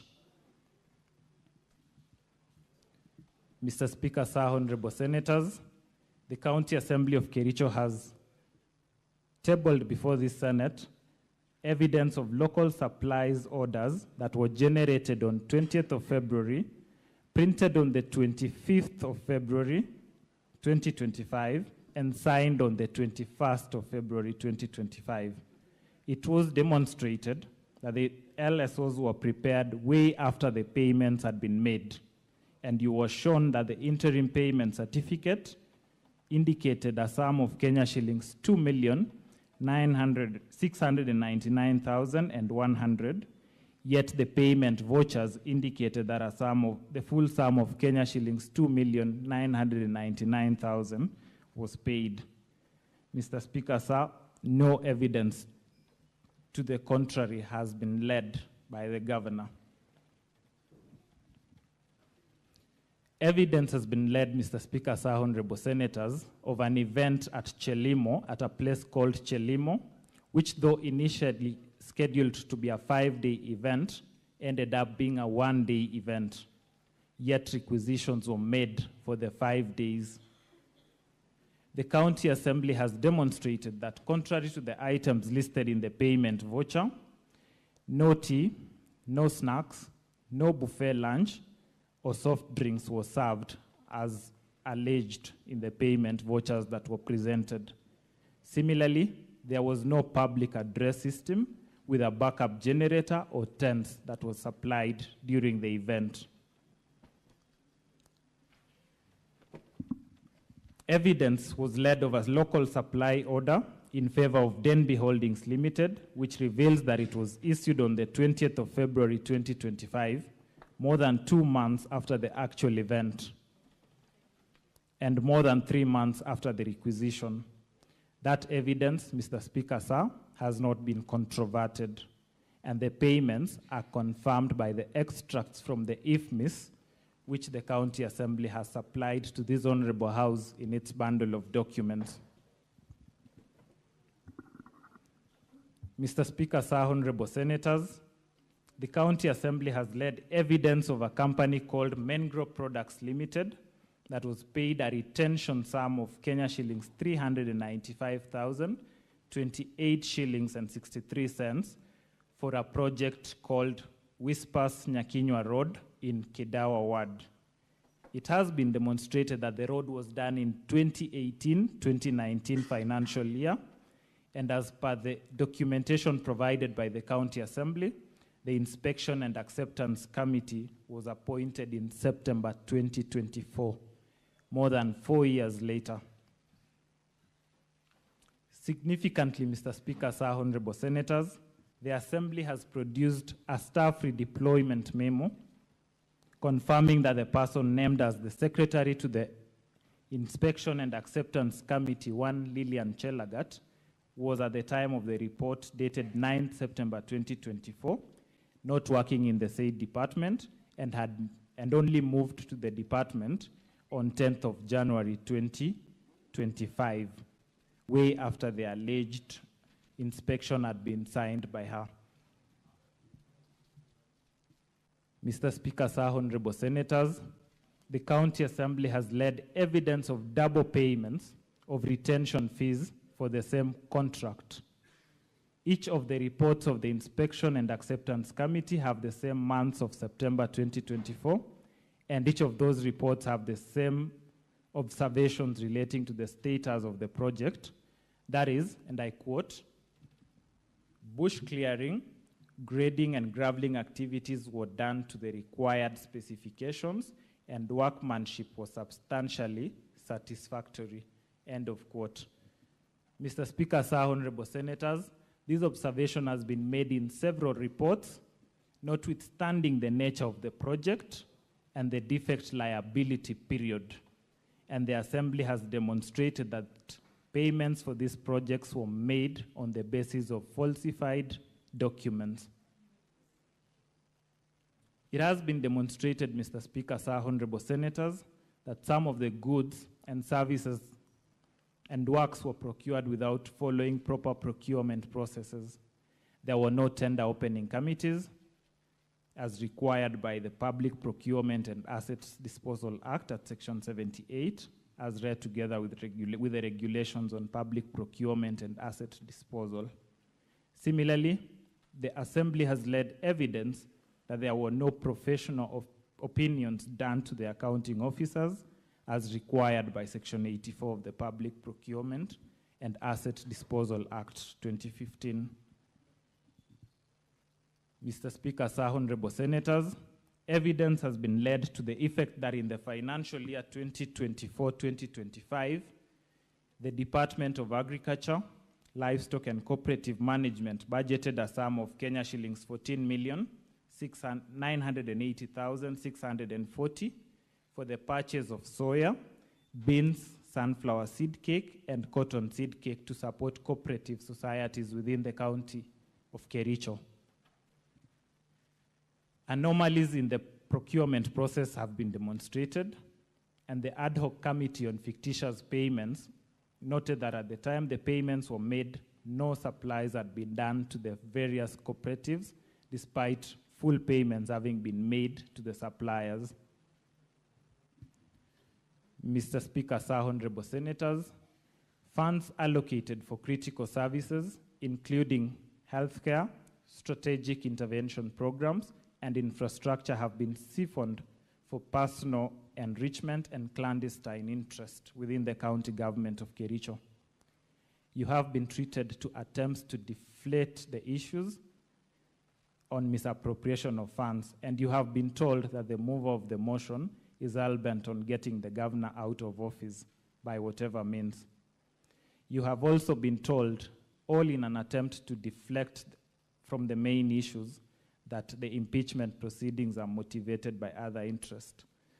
Far from it, Mr. Speaker, sir, honorable senators. It is not about who the governor perceives to be his competitor. It is about accountability, and it is about protecting the resources of the people of Kericho County. The County Assembly led evidence to demonstrate that the period between the year 2023 and the year 2025, the governor presided over unfair, skewed, and nepotic distribution of projects under a program called the FLOCA funds. The funds have been utilized in an imprudent manner and misappropriated. It has been demonstrated by the County Assembly that the governor's home ward, namely Chemosot ward, got projects worth 21,701,590, while many other wards, not only in other sub-counties, but even within Bureti sub-county, which have not received a single project under the fund. Mr. Speaker, sir, honorable senators, the affidavit and the evidence of Mr. Honorable Vincent Korir contained in volume 3 of the County Assembly's bundle of documents at pages 109 to 113, and the video marked as KCAV5 confirms as much. In other instances, the position taken by the governor in his response contradicts the position that has been taken by his county executive committee members, and one instance stands out. There is a project that has been flagged called Soliat Tree Nursery Establishment Project, in which the Committee on Fictitious Payments noted that the water pumps, the pipes, and the fittings had not been delivered or installed in the project, while the governor maintained that the project had been done as per the bill of quantities contained in volume 2, page 133 of his bundle of documents. Mr. Speaker, sir, honorable senators, at volume 4A, pages 377 of the County Assembly's bundle of documents, you will note that the scope of work included installation of water pumps, fitting of pipes, and yet that was not done. It is the County Assembly's case that this points to a governor who is either out of touch or complicit in the misappropriation of funds. And Mr. Speaker, sir, honorable senators, what more could constitute bad behavior?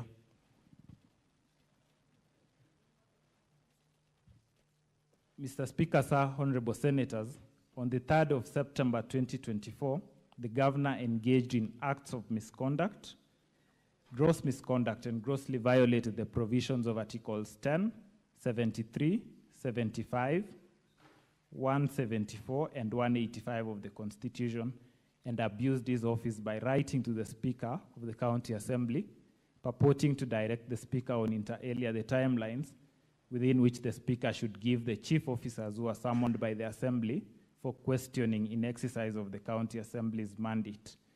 The County Assembly, Mr. Speaker, sir, honorable senators, has tabled evidence of the governor's engagement, connivance, and complicity in the acts of subversion, discrediting, and impeding of the overall oversight role of the County Assembly.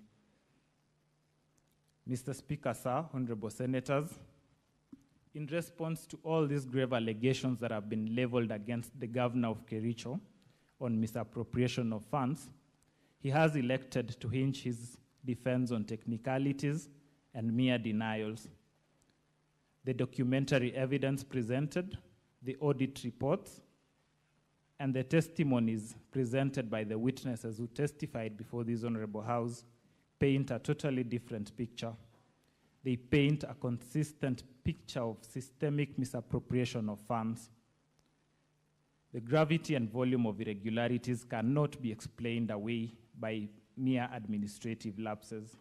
And Mr. Speaker, sir, honorable senators, The people of Kericho have entrusted you to be vigilant stewards of their resources, and they are looking up to you tonight. None of the witnesses the governor lined up to testify on his behalf testified on the substantive charges that this House is investigating. And we invite you to draw an adverse inference on that account, Mr. Speaker, sir, honorable senators. Misappropriation of public funds is not just an economic wrong, it is a moral affront, and it inflicts lasting humiliation on the people who are forced to endure the consequences, some of which are dilapidated roads, hospitals, and other attendant failures in governance. It breeds a culture of impunity, Mr. Speaker, sir, honorable senators, where those in high office believe that they can act with wanton abandon and shielded by political connections or procedural technicalities. Mr. Speaker, sir, honorable senators, we beseech you not to allow impunity to take root in the county government of Kericho. We urge you to let the vote today be a testament to the enduring values of our Constitution: accountability, transparency, and justice. Justice for the people of Kericho, justice for the residents who have had to endure the consequences of the misappropriated funds, and particularly justice for those who bestowed their trust on the governor and in the hope that he would deliver on the promises that he made. Mr. Speaker, sir, honorable senators, I respectfully urge you on behalf of the County Assembly of Kericho to find that the charges against the governor have been substantiated. I thank you and will yield the floor to my senior, Mr. Ongoya.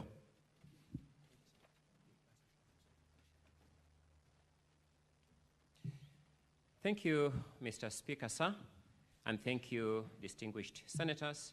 For the record, my name is Ongoya, representing the County Assembly of Kericho.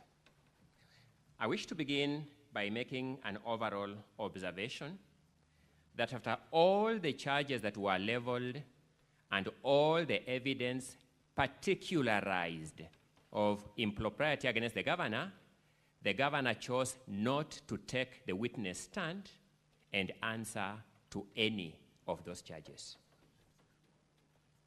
The question is this: when a charge is leveled and the evidence, the quantity and weight of which has been played before you by way of witness testimonies, documentary evidence, and video evidence, and the person called to account refuses to take the opportunity given to him to account, what inference will you draw from that? When you begin deliberating, I invite you to consider that aspect of this case. Having said that, there are certain matters that arose in the course of clarification by senators that I wish to address myself to as part of these closing submissions. We stand here as lawyers, Mr. Speaker, sir, distinguished senators, as people who have to offer guidance on the harmony or otherwise between the evidence on record and the law established. The conclusions to be drawn from that evidence on record and the law established are purely yours as judges, and as participants in the justice process, we have no choice but to accept your verdict unless one pursues any other option known to law. So two questions arose, Mr. Speaker.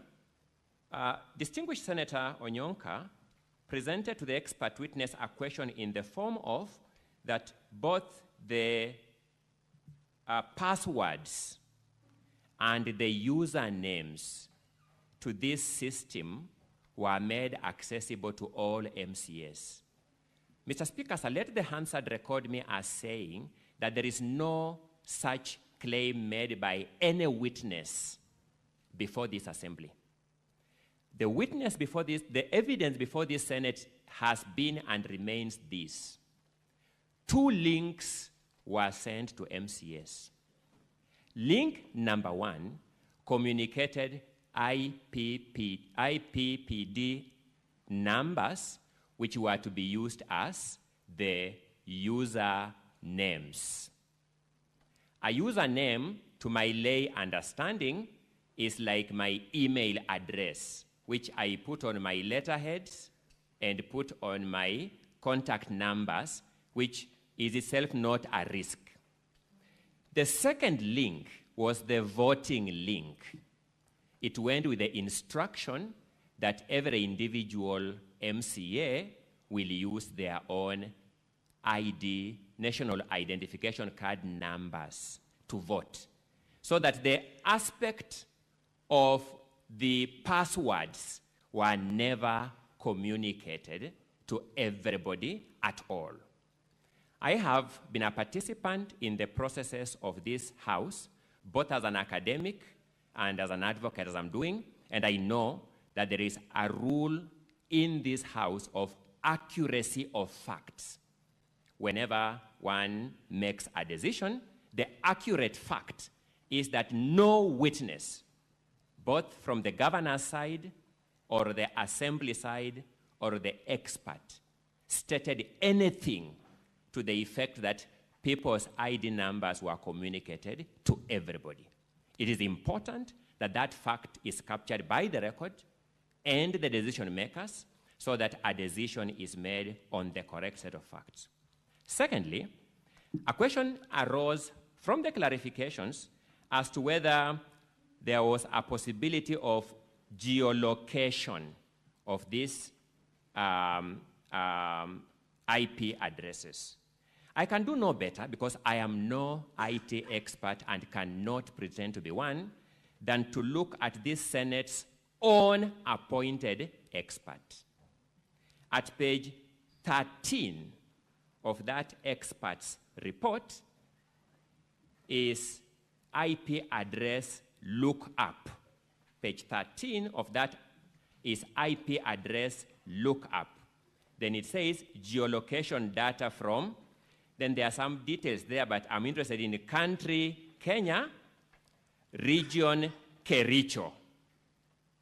I do not know what conclusion you can draw from that, because I am no ICT expert, but the only evidence available to us shows some geolocation of this IP address to Kericho.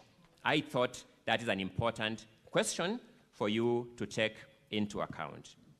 Allow me to then address the question that has now emerged as the question of the voting process. And let me observe this. Number one, whereas this House is not strictly bound by rules of evidence, this House, in fact, applies rules of evidence, by which I mean it does not completely disregard rules of evidence. That is why witnesses swear their affidavits as required by rules of evidence. Witnesses take the witness stand and are sworn as required by rules of evidence. Witnesses are examined in chief as required by rules of evidence. Witnesses are cross-examined as required by rules of evidence. Witnesses are re-examined as required by rules of evidence. So the point I'm making is that whereas you are not strictly bound by rules of evidence, your rules don't disregard rules of evidence. There is a presumption in evidence law called presumption of regularity, that when you are presented with official documents, Kenya Gazette's official government reports, you presume them to be regular until credible evidence to the contrary is proved, is presented.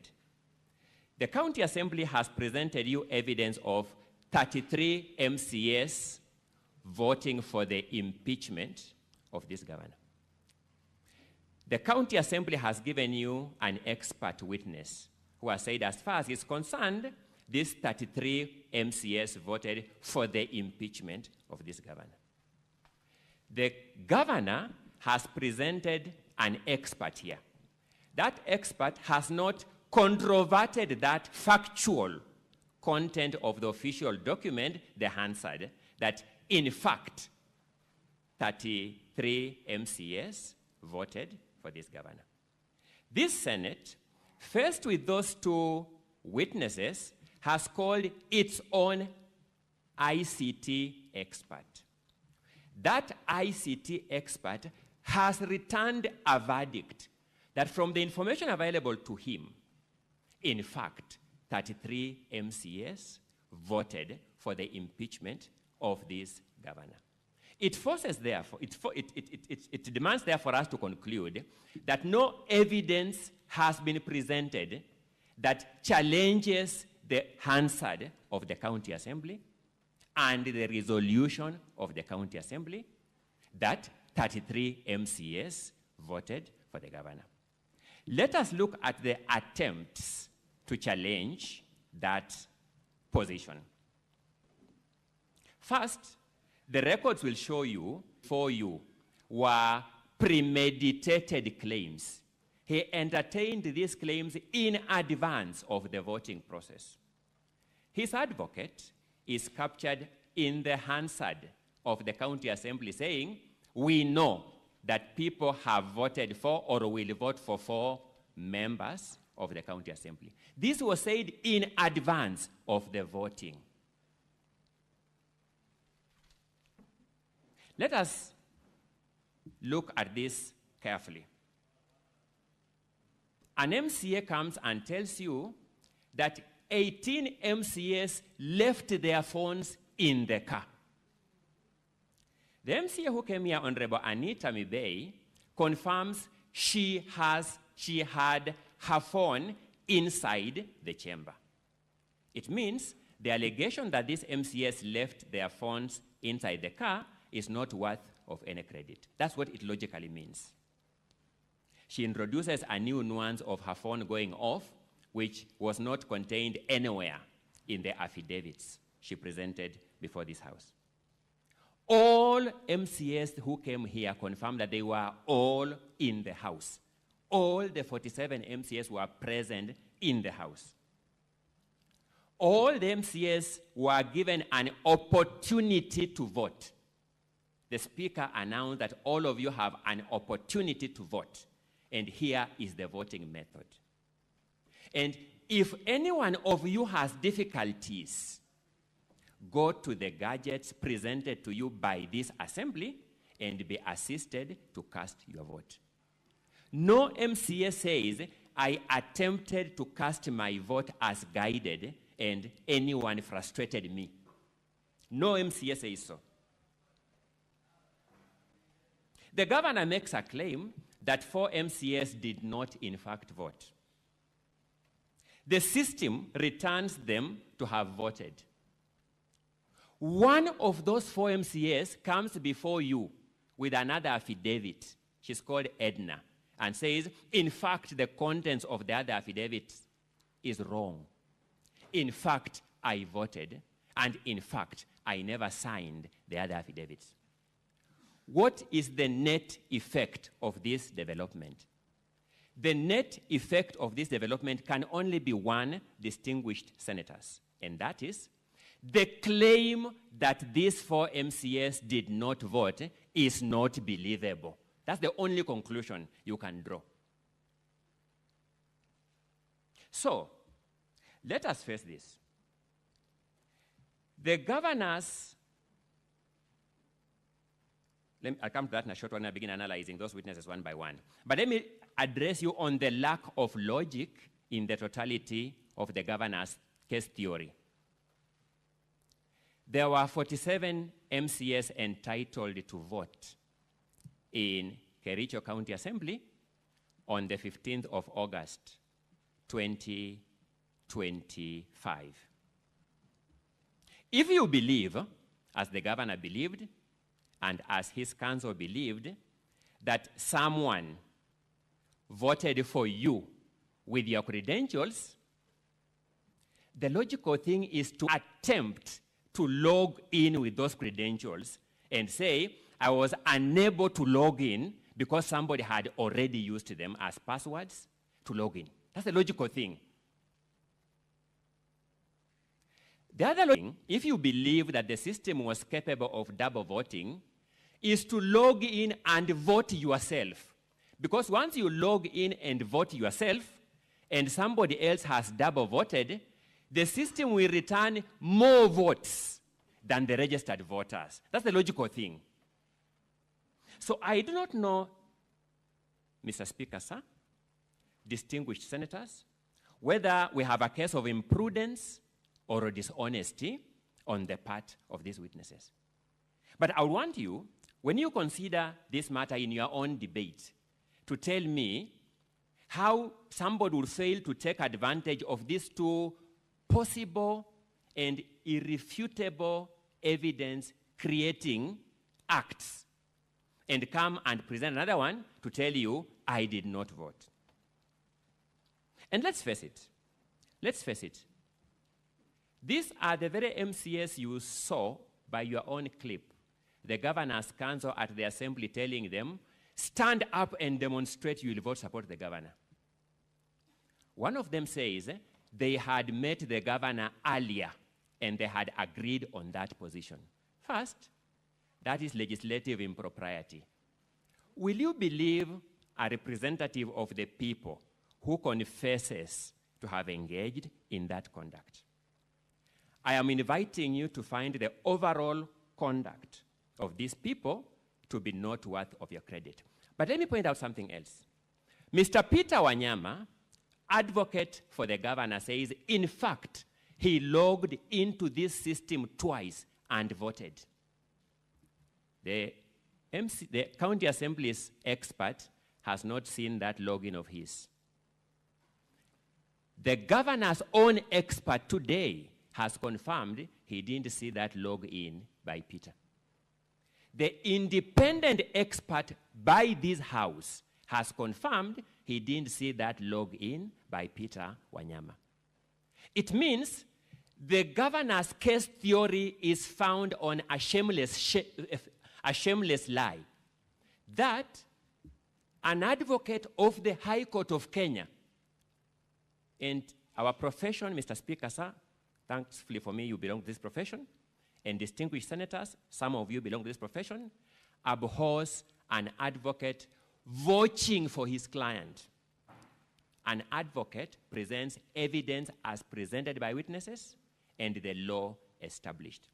But if the advocate himself can take the extreme stance taken by Mr. Peter Wanyama Learned Counsel to present a factual wrong that he logged in this system and voted, a fact which his own witness says, I didn't see it in the logs. A fact which the independent witness of this house, the expert, says, I didn't see that in the logs. A fact which Mr. Peter Wanyama himself was unwilling or unable to take the witness stand and be cross-examined on. I invite you to draw a conclusion that there is enough evidence that the governor was willing to go to any extent to deceive this house, that this voting process was in fact compromised. Let's face it, distinguished senators, every system, ICT or otherwise, can be made better. Any system can be made better. Banks work on ICT system, and many other systems now, operations work on ICT systems, whether they medical systems, be they aviation industry systems, and all other systems. Each one of them can be made better.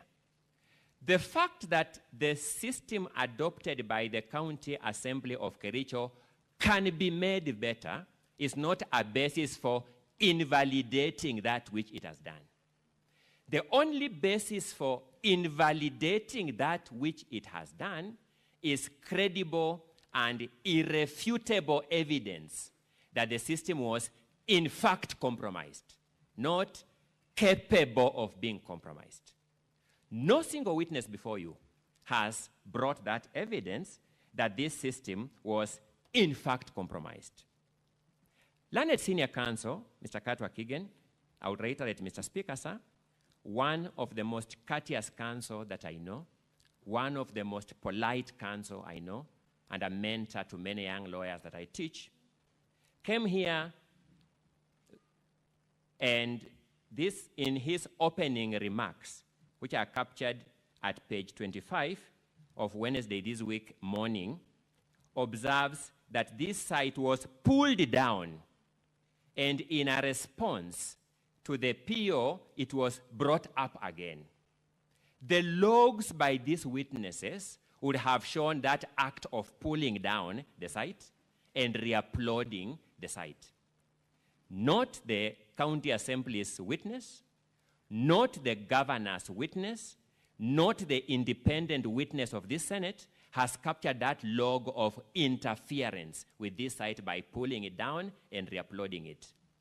I am reiterating a simple and straightforward case that this evidence shows that this governor could go to any extent, including getting senior and reputable counsel to present factual inaccuracies before this Senate just to achieve the termination of these proceedings on a technical objection. As you vote on this issue, I beseech you to debate these questions, and if you reach answers contrary to these submissions, I will leave with your verdict peacefully. If you reach a verdict that conforms to this verdict, once again, I will be able to live with it peacefully. Look at how the county governor's council stood before the county assembly and the governor himself and commandeered, assumed the speaker's role, commandeered the MCAs stand up. What had they done to those MCAs to assume that kind of control over them? I am not sure that if I stood before here and commanded these senators to stand up in direction, they will take it seriously, however persuasive my case. What had they done to them? Between this system that provided some form of privacy for the individual MCA and the so-called roll call system, in that context of this governor and this advocate commandeering MCAs on record, which one would have guaranteed better integrity and independence of decision-making by this assembly? It is expected that any MCA who took advantage of that semblance of independence and voted for this motion, having been earlier intimidated and commandeered, may consider stating that they had not voted. In the next few minutes, let me reflect on the question raised by the majority leader on the 3 MCAs. For starters, distinguished senators, there were 4 who took that position as represented by the governor. Along the way, my learned colleague, Mr. Katwa Kigen, confirmed one of them abandoned that position. This position that we did not vote, which witnesses are liberally taking and abandoning, can we take it as a definitively confirmed position that witnesses didn't vote? Because they are taking and abandoning. That's number 1. Number 2, let's look at the residual 3 that are of concern to the question raised by the majority leader on behalf of the House. One of them is Martin Kiplangat Cheruyot. First, you'll notice that Martin Kiplangat Cheruyot swore the same affidavit with Edna Tonui. Same affidavit, they jointly signed it as we. Edna Tonui has now told us, I never signed that affidavit, by her own affidavit. On what basis would we believe that affidavit where one of the owners has disowned? It is said, Mr. Speaker, sir, distinguished senators, that if the alligator came from the sea,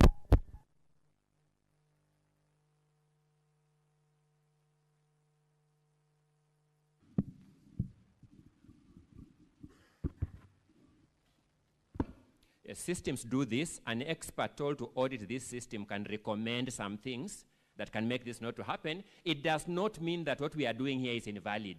What we are doing here remains valid regardless of this kind of systemic challenges. So I'd said, it is said that if an alligator came from the sea and told you Mr. Crocodile is sick, you don't say, I am going to the sea to verify for myself. In regard of the affidavit jointly sworn by Edna and Martin Kiplangat Cheruyot, the alligator that has come from the sea, symbolically speaking, and with due respect, is Edna. She has told us that affidavit is fake. That signature is not mine. How much more evidence do we need to discredit that affidavit?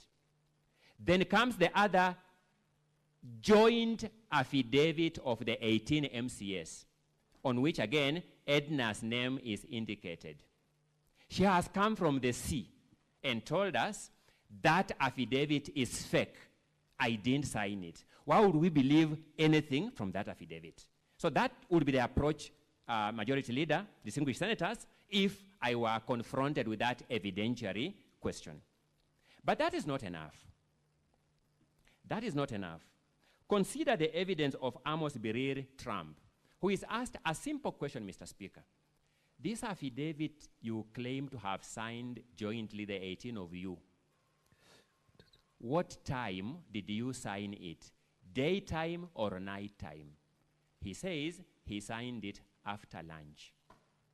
It turns out the assembly proceedings went on until past 8 p.m., and that affidavit contains proceedings of the assembly, meaning it could only have been signed in the night.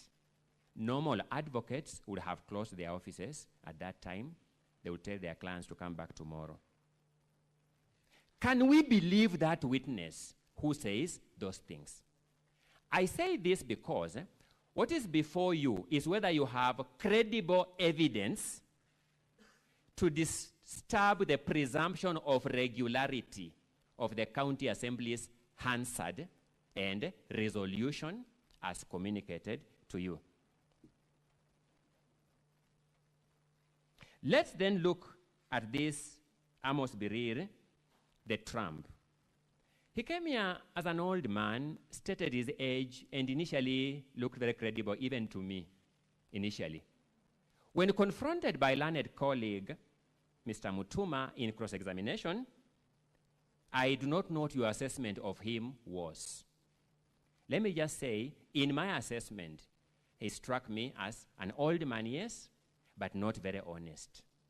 Simple facts as to whether he has an internet-enabled phone, whereas his affidavit gave us an impression that he had no internet-enabled phone, he was on WhatsApp. In fact, that number, which he said was in the phone he was carrying in this house, was itself on WhatsApp. I do not know how much more credibility you can give such a witness. He needs redemption in the area of credibility. If you sought my opinion, the verdict belongs to you as whether you would believe him. A witness called Hilary Kibet Bosuben confirmed that he had a laptop supplied to him by the county assembly. He confirmed to him that he used this integrated system. Remember, voting is just one of the components of this system, but this system discharges multiple other functions. He used this same system to make his requisitions for payment of allowances for committee sittings, to register his attendance at committee sittings. It's these same people who use this system to register their attendance in committee sittings who are saying they have never been trained on this system. Fortunately for us, none of them claim to be missing out on their sitting allowances because of this system. It's enabling them in their bread and butter matters. It is only when voting is concerned that they draw the line. I then pose the question, are these the people, distinguished senators, whom you will say that you believe them that they didn't vote? Because to disturb the verdict of this assembly, you must reach a conclusion that, in fact, these people did not vote for the motion. At that juncture, credibility becomes the most important question. As you consider this motion, distinguished senators, remember Geoffrey Bett.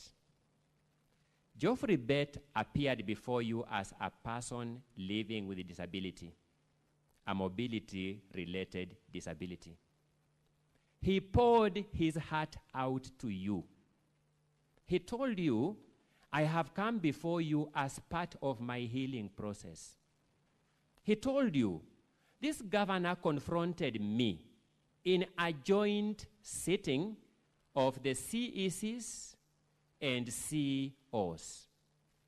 He told you in that joint sitting of CECs and COs, when I was proposing to him that rather than procuring a financial management system at 68 million shillings, we can internally develop it at about 1 million shillings and prudently use taxpayers' money. He told me, I thought you only had a physical disability of your limbs. Kumbe, you also have a mental disability. Those were the words of Geoffrey Bett here. Geoffrey Bett has told you, I have come to this Senate as part of my healing process. I want you to consider Geoffrey Bett as you vote. Will your vote to rescue this governor aid Geoffrey Bett in healing? Or will your vote to save this governor add insult to injury to Geoffrey Bett? That issue is on trial before the Senate. Given a chance to take the witness stand, defend himself, and possibly address Geoffrey Bett wherever he is and say, Geoffrey Bett, before this same forum you sit, I am sorry for what I did to you. The governor has chosen not to take that stand. Allegations of financial impropriety, particulars of which were laid before you by various witnesses and documents, and which have been summarized by the learned counsel who came before me, are clear that Kericho County is hemorrhaging in loss of public funds. The governor had two opportunities. One, to get his concerned officers, CECs, COs, procurement officers, to swear affidavits and shed light on these matters. I invite you to reach a conclusion that the failure of the governor to call those witnesses to come before you and give account constitutes his shielding of those witnesses. A governor who shields witnesses who spend taxpayers' money, as we showed you on the Kipkelion housing saga, who shields his officers who spend money, as we showed you, in respect of the Londiani unfortunate accident victims, cannot claim it is not my act. He must take the ultimate responsibility, at least, for shielding those officers. Secondly, given a chance to come and take the witness stand and explain himself, because the evidence we have shows irrefutable evidence of hemorrhaging of public funds, he has declined to take the witness stand. I invite you to conclude that the act of the governor to refuse to take the witness stand, when the time there showed that the governor still had slightly over 30 minutes of his defense, is an act of arrogance on his part, not warranting any mercy from you. If you take all these factors into consideration, my invitation would be, you can only do one thing, the right thing: impeachment of this governor. The County Assembly of Kericho has done its part. The Hansard of this house, as a historical record, will document that. Fortunately for me, the check is still open for you to sign. The history book is still open for you to record your position in that history. The Hansard is still recording you. It will record your vote. Distinguished senators, how will history document you individually and collectively regarding the side of history you belong to? The side that dignifies Geoffrey Bett, or the side that undignifies him? The side that protects taxpayers' money, or the side that does not. I am done with my part. The ball is in your court. I rest my case. Counsel for the Governor, the floor is yours. And your 60 minutes start running from now. Thank you, Mr. Speaker. Mr. Speaker, honorable senators, my colleague, for the record, my name is Wajiko Diongo. I will commence the closing argument, then my two colleagues will come thereafter. Honorable senators, our point of departure is the sequence of events as prescribed under Section 33 of the County Governments Act. And definitely, as we sit here, it's not in dispute that the County Assembly has the jurisdiction, the first jurisdiction or the first instance in moving a motion for the impeachment of the governor. However, Mr. Speaker, in doing so, they must do so within the confines of the law and the edicts of the Constitution. They must adhere in the very least to Article 10, the principles and values of governance, and must do so within the provisions of Article 181. Therefore, before this House can admit this motion, it must then be satisfied, as we raised in our preliminary objection, that the threshold of the 2/3 majority of the Assembly was met. But in determining this question, serious issues have been raised on what transpired in the Assembly on that day, Mr. Speaker.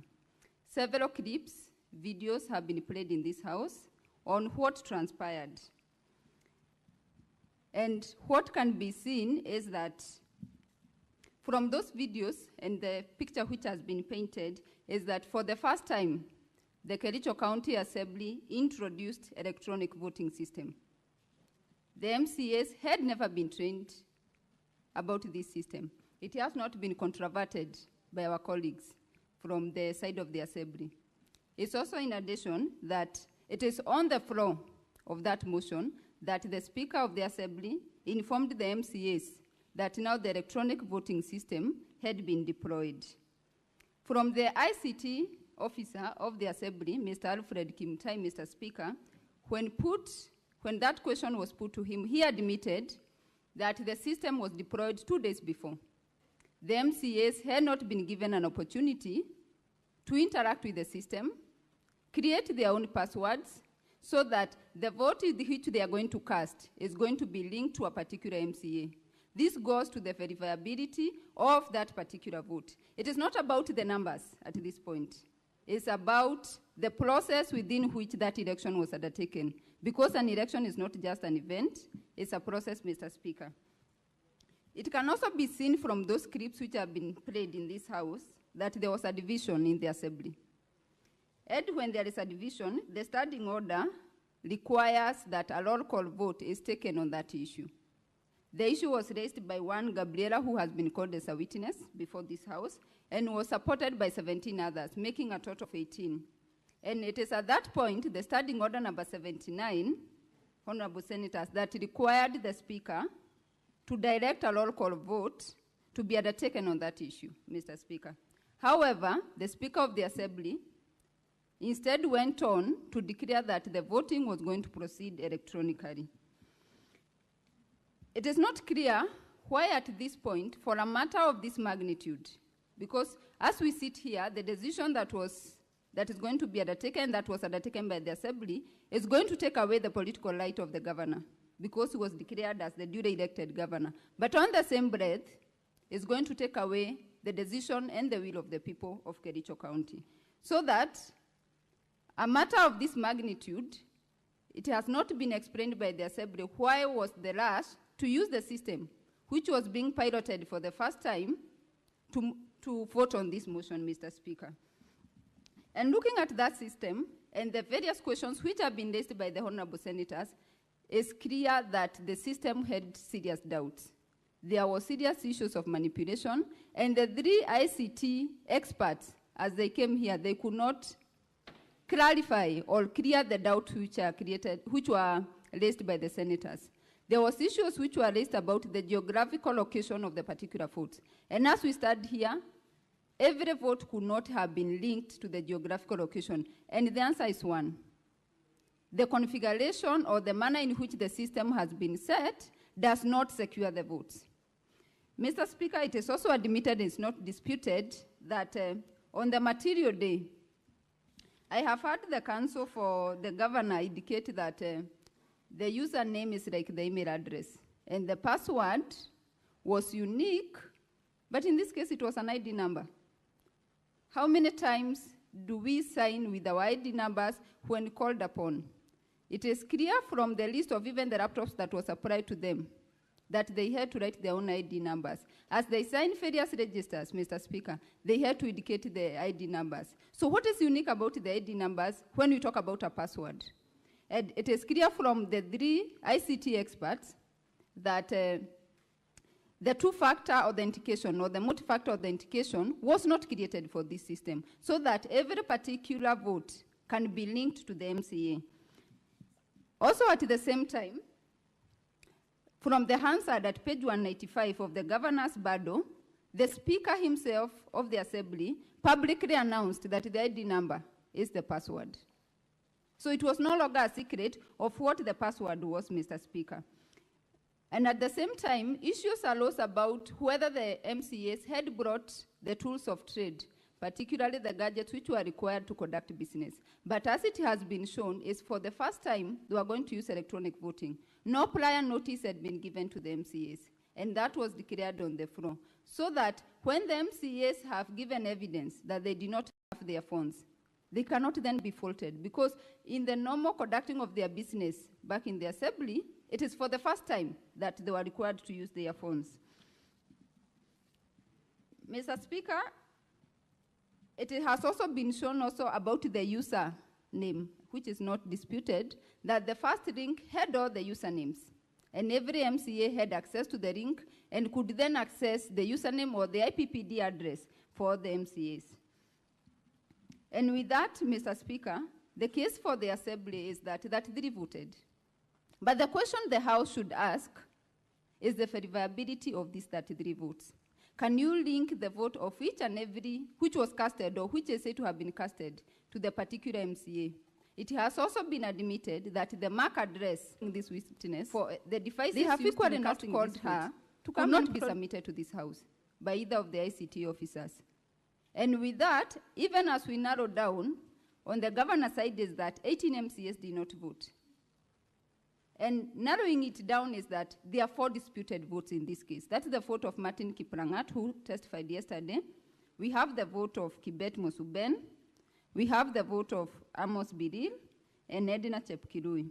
And just to attempt to address the issue of Edna, she has 2 conflicting affidavits. And as the Assembly is faulting the governor's side for not calling this witness, they have equally not called her to come and produce this affidavit. And as such, we are left at a point whether indeed she did sign that affidavit with the Assembly. But also we have the clip of Kibet Mosuben, which was played up from the system with all this doubt Mr. Logon, who was the ICT officer from the Assembly. And the best defense the motion mover would give was that that's not my voice, and I do not drink. Certificate but he has not given. He also admitted there was all evidence personalized password evidence. He has not given his call-outs to say on this particular date I did not call Honorable Kibet. What's the idea? He has not controverted that clip apart from just denying, which is so easy to say. That's not my voice. Then the Honorable Senator even when ask has been how secure was the system, and so how verifiable Mr. Speaker which was cast from the system. With all this doubt the affidavit of the ICT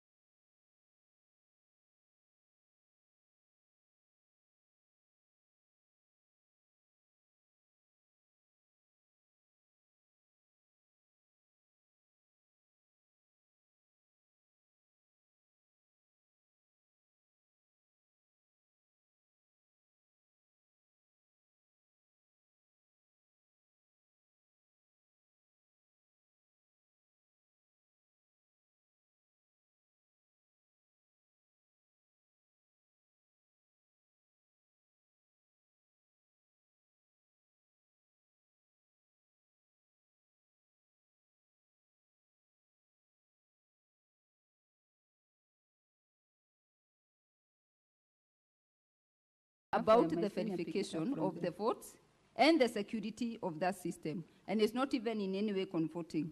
But if that doubt then is there, and the verifiability of the votes cannot be proven, the integrity of the system cannot be proven, it cannot then be said the two-thirds threshold was met. And it is thus our submission, Mr. Speaker, that the jurisdiction of this House has then been prematurely been invoked in this case. And the charges and the motion by the Assembly ICT should not issues be admitted. Thank you. Raised in these proceedings. From there. And simultaneously, when addressing that question, I'll be principally making submissions on our preliminary objection. The question of threshold, Mr. Speaker, and the most important thing is whether we have information before this House from where my colleague has left on whether 33 MCAs actually voted of necessity on the questions provide a basis for this House to make a decision. ICT issues raised in these proceedings. And simultaneously, when addressing that question, I'll be principally making submissions on our preliminary objection. The question of threshold, and the most important thing is whether we have information before this House on whether 33 MCAs actually voted of necessity, provide a basis for this House to make a decision. Allow me to first of all say that as lawyers, we are not experts in IT.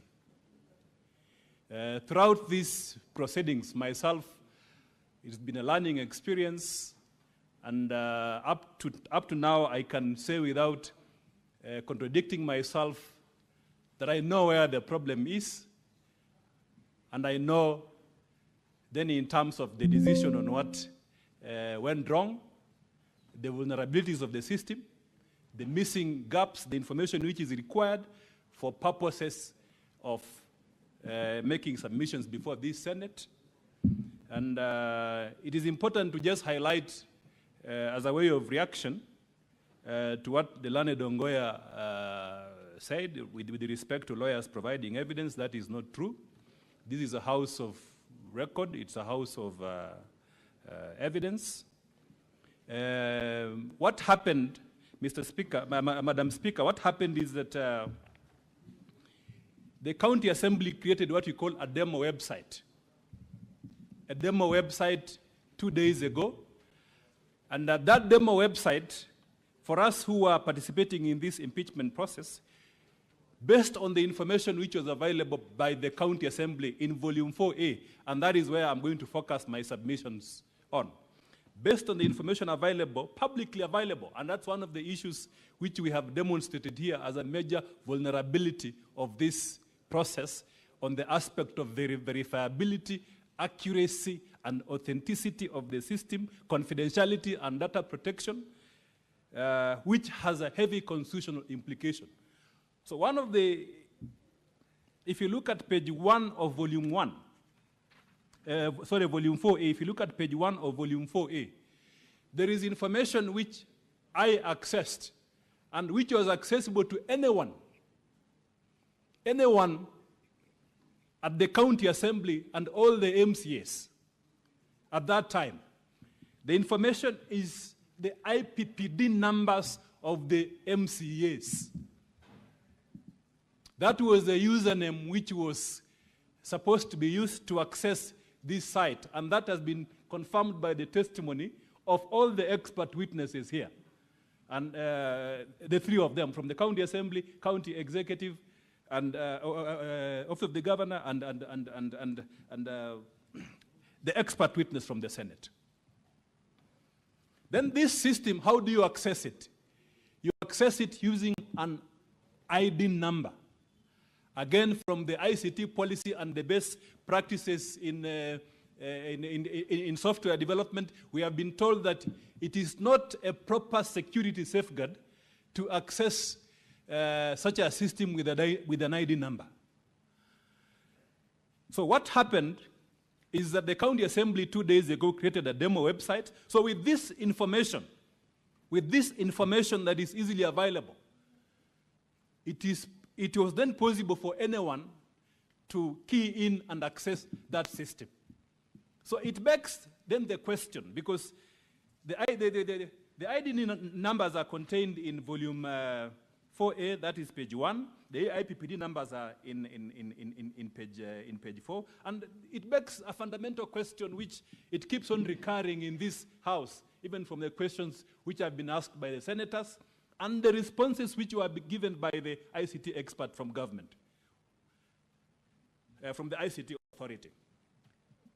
This information, we request the Senate to take judicial notice of the information contained in an IPPD number. Who else can access that information within a county government setup? Payroll staff in the county government, county assembly can definitely access the payroll number for the MCS. The persons who created this system, the IT administrator, and the evidence has been laid here, clear, express, and unequivocal, that a link was sent to the administrator of this system. So he also had access to this system. The other persons who had access to this system are any person then who had mischief. Any person who had mischief will then access this system because it's easily available. So that concern, we are saying, is an important aspect which you need to consider when making your decision on this matter, the substance which is a requirement of the question that is before the Senate paragraph for determination the county government is Act. Whether 30 because the MCS meet actually voted of this matter, the substance. Secondly, whether the 33 MCS matter, the question that is before the Senate for determination. Whether the 3 MCS who claim that the 3 MCS they were not actually voted. They did not vote, but whether they voted for them, whether that evidence is credible, and if that is whether it is accepted by the MCS who claim that they were not, they did not vote, but someone voted for them, whether that evidence is credible, and if that is accepted by the Senate, then it affects the threshold. It affects the threshold. It means then there is no proper motion before the House. And on that basis, based on the legal doctrine that the law matters, that county assembly as a house is also governed by the law. We can do what we want, yes, but we must follow the law. We are all servants of the law. It is the law that drives everything that we do, including proceedings that are conducted at the county assembly. So that in this case, the Senate has a duty and an obligation to verify the authenticity of the 3 votes, because they will bring down the threshold, and then it means, and based on the ruling which was issued by the Speaker yesterday, that when voting on that question, if you believe that the 3 MCS, including Honorable Trump, did not vote, and remember, these MCS have come to the House. They have come here and told you by their word of mouth that I, Honorable so-and-so, I did not vote on this motion. And there are 3 of them. And their testimony is consistent with what transpired in the House. The question that you'll be left with is, do you believe these MCS who said that they did not vote so that you can make a decision on the threshold? Or do you believe a computer-generated information which has so many doubts to the extent that the entire House is asking questions? The question which this House is asking, and which all the senators have observed are asking, is really fundamental. We cannot put this down there. We are not downplaying the allegations against the governor. We have responded to them. But what we are saying is that, did these 3 MCAs vote? What does the evidence tell us? Let's look at the evidence. Where is the evidence? If you look at, Mr. Speaker, the evidence is contained in volume 4A.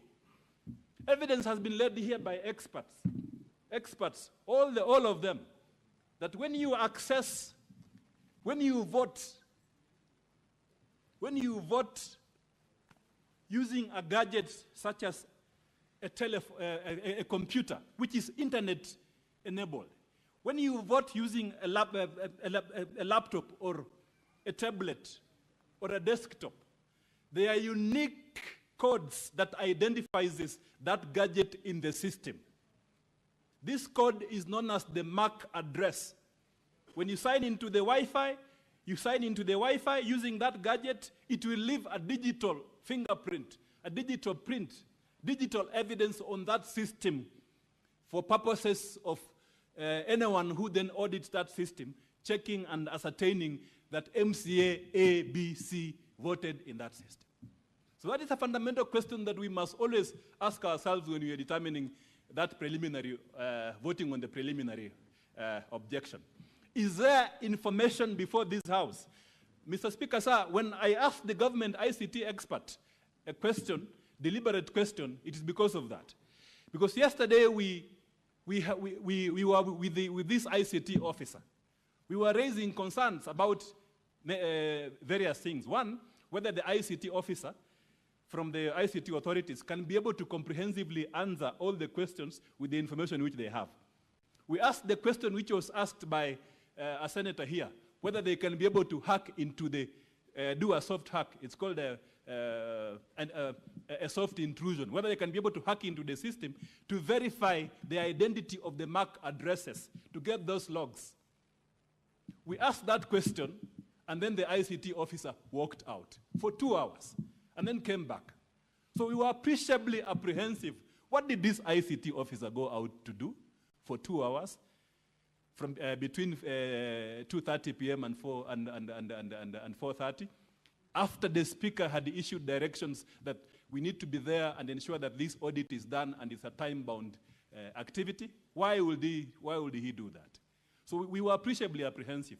When the ICT officer came back, and if you look at the report which he has submitted, he did not want to explain. His approach was that yes or no. The speaker has said, is it verifiable or not? Then he said, I will respond to the question the way I want, yes or no. That's what happened. That's what happened, yes or no. That's why if you look at the report of the ICT officer, and if you look at the report, it does not contain the information which we asked him to put on the report, which this Senate has been raising this afternoon. That evidence of the MAC addresses. We told him, and he has confirmed here, we told him, why can't you simply say in your report that for you to verify that MCA A, B, C, and D voted, you need their MAC addresses of the gadgets which they used, and these MAC addresses are in the system. And then he told us orally that this MAC addresses, yes, you need them, but I will not put them in the report. Mr. Speaker, sir, that is the context in which the governor side said, then we cannot sign this report. Even though they participated in the report generation, they were there when the logs were being extracted, the logs which are in the report. Those logs, same logs are in the county assembly document, and these logs will tell you only one side of the story. They will tell you only one side of the coin. Only one side of the coin. And it does not answer the question which is before the Senate. Which is this side of the coin?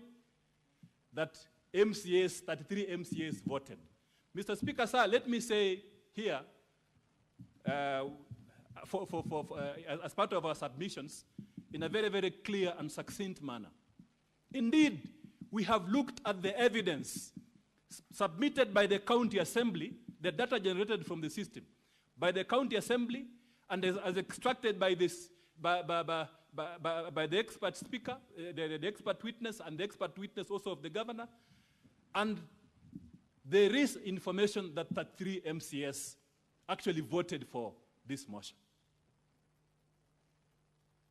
There is information that 33 MCS voted for this motion. It is there. It's there in page 4A. But the fundamental question, because the governor's team is saying, so and so did not vote for this motion. And there are 3 of them. So the question then that begs the answer, which all the experts have not answered to now, which leaves doubt in the minds of everyone, including myself as a lawyer. Where can you, with certainty, tell us that this MCA, that MCA for this particular ward used this gadget to vote? Because then that will weed out. It will weed out and completely foreclose, Mr. Speaker, sir, the statement, the oral evidence which has been made by these MCAs. Because these three MCAs are saying, I did not vote. I, Honorable so-and-so, I did not vote for this motion. I did not vote. Mr. Speaker, sir, that statement is extremely weighty for purposes of the proceedings in this House. Therefore, we ought to have gotten from the system logs of all the MAC addresses of the gadgets which access this system from the county assembly. ICT officer from the government say that that evidence ought to be in the system. Clear we to consistently the asked him everyone. This question deliberately. Mr. Speaker, sir, additionally, that question to be yesterday there was evidence which was fully answered that some MCAs could not vote using their gadgets. The honorable senators, as you retire to consider this the question of threshold. Just know that there is now doubt. More than ever, is that the clerk experts have come to the Senate and there is doubt to be assisted to vote all of them on the existence of this mark when it was a computer. Instead, that evidence will be there to be analyzed. And, Mr. Speaker, sir, this is really interesting. Addresses instead that system. The ICT officer from the government says that that evidence ought to be in the system. We consistently asked him this question deliberately because we want that question to be fully answered. Where are these MAC addresses? So, honorable senators, as you retire to consider this, the question of threshold, just know that there is now doubt more than ever. Experts have come to the Senate and there is doubt from all of them on the existence of these MAC addresses. Instead, Mr. Speaker, sir, and Mr. Speaker, sir, this is really interesting. Instead, they say, especially the expert from government says, that what we have as evidence are the IP addresses. The experts who, including himself, say that for it to be complete, you need to have both the MAC addresses and the IP addresses. The IP addresses is, what did he say, Mr. Speaker, sir, when he was testifying here? He said that the IP addresses are the gateways, the gateway IP addresses. They cannot tell, it tells you who accessed a particular Wi-Fi, which was being used by the MCAs in that area. It does not tell you the MAC addresses of the specific telephones that were used. So that is very, very significant. So to complete that argument and to leave no doubt whatsoever, if you look at volume 4A, and here, Mr. Speaker, allow me to just address a couple of issues on volume 4A. That is at page, the IP addresses which were produced. And the experts say that this is not conclusive. You will need additional information. At page 29, 31, 32, 33,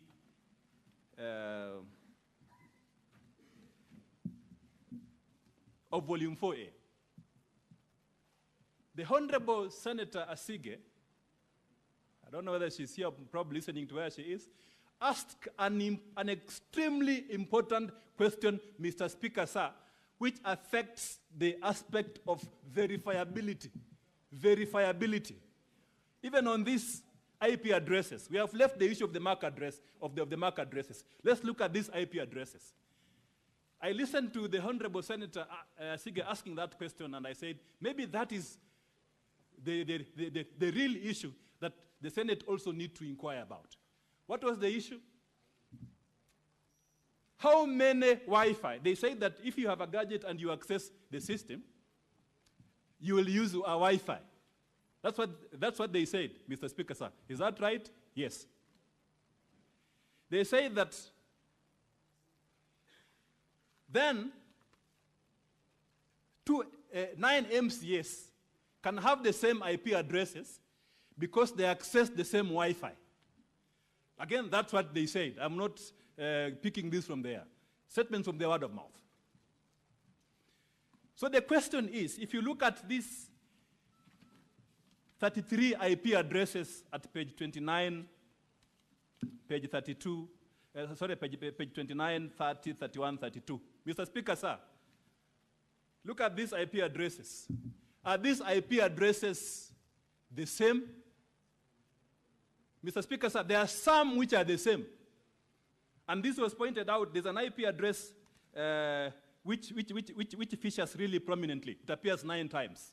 This is 41, 139, 237.129. This IP address appears 9 times. 9 times.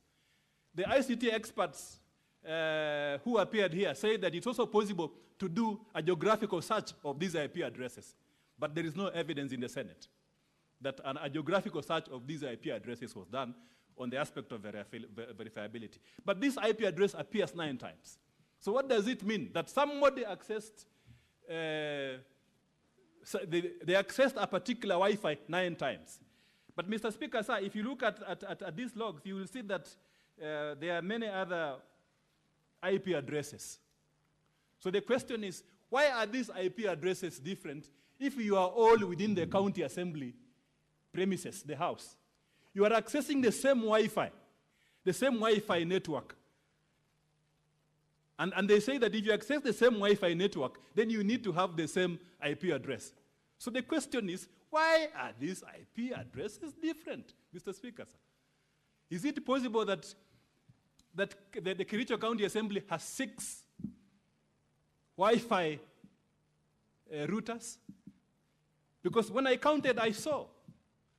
And Mr. Speaker, you can count for yourself the different IP addresses that appear in this document. And that was the query which was raised by the distinguished Honorable Asige.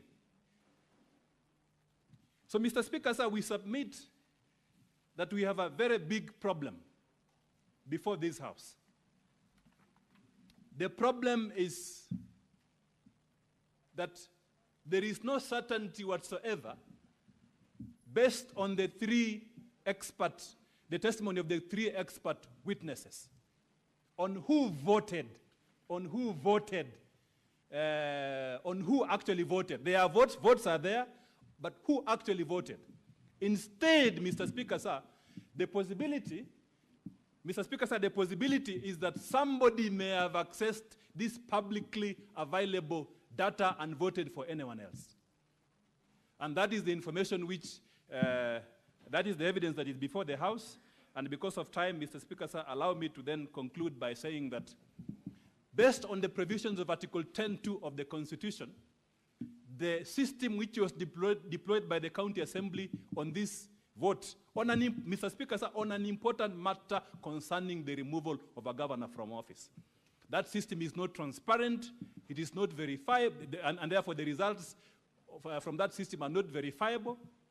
And on that basis, Mr. Speaker, sir, I urge I urge the honorable senators, Mr. Speaker, sir, that you allow our preliminary objection and throw this back, this issue back for the where it came from, because it does not meet the constitutional threshold as required by Section 33(2) of the County Government Act. I yield the floor to my colleague.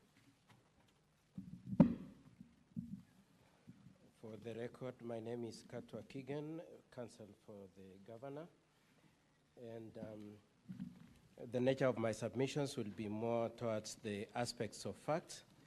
And Mr. Speaker, sir, and honorable senators, we hold the position that the governor has responded to the factual allegations of the claims made by the County Assembly, and that is captured in his affidavit, volume 1, the affidavit in volume 1, page 1 to 31.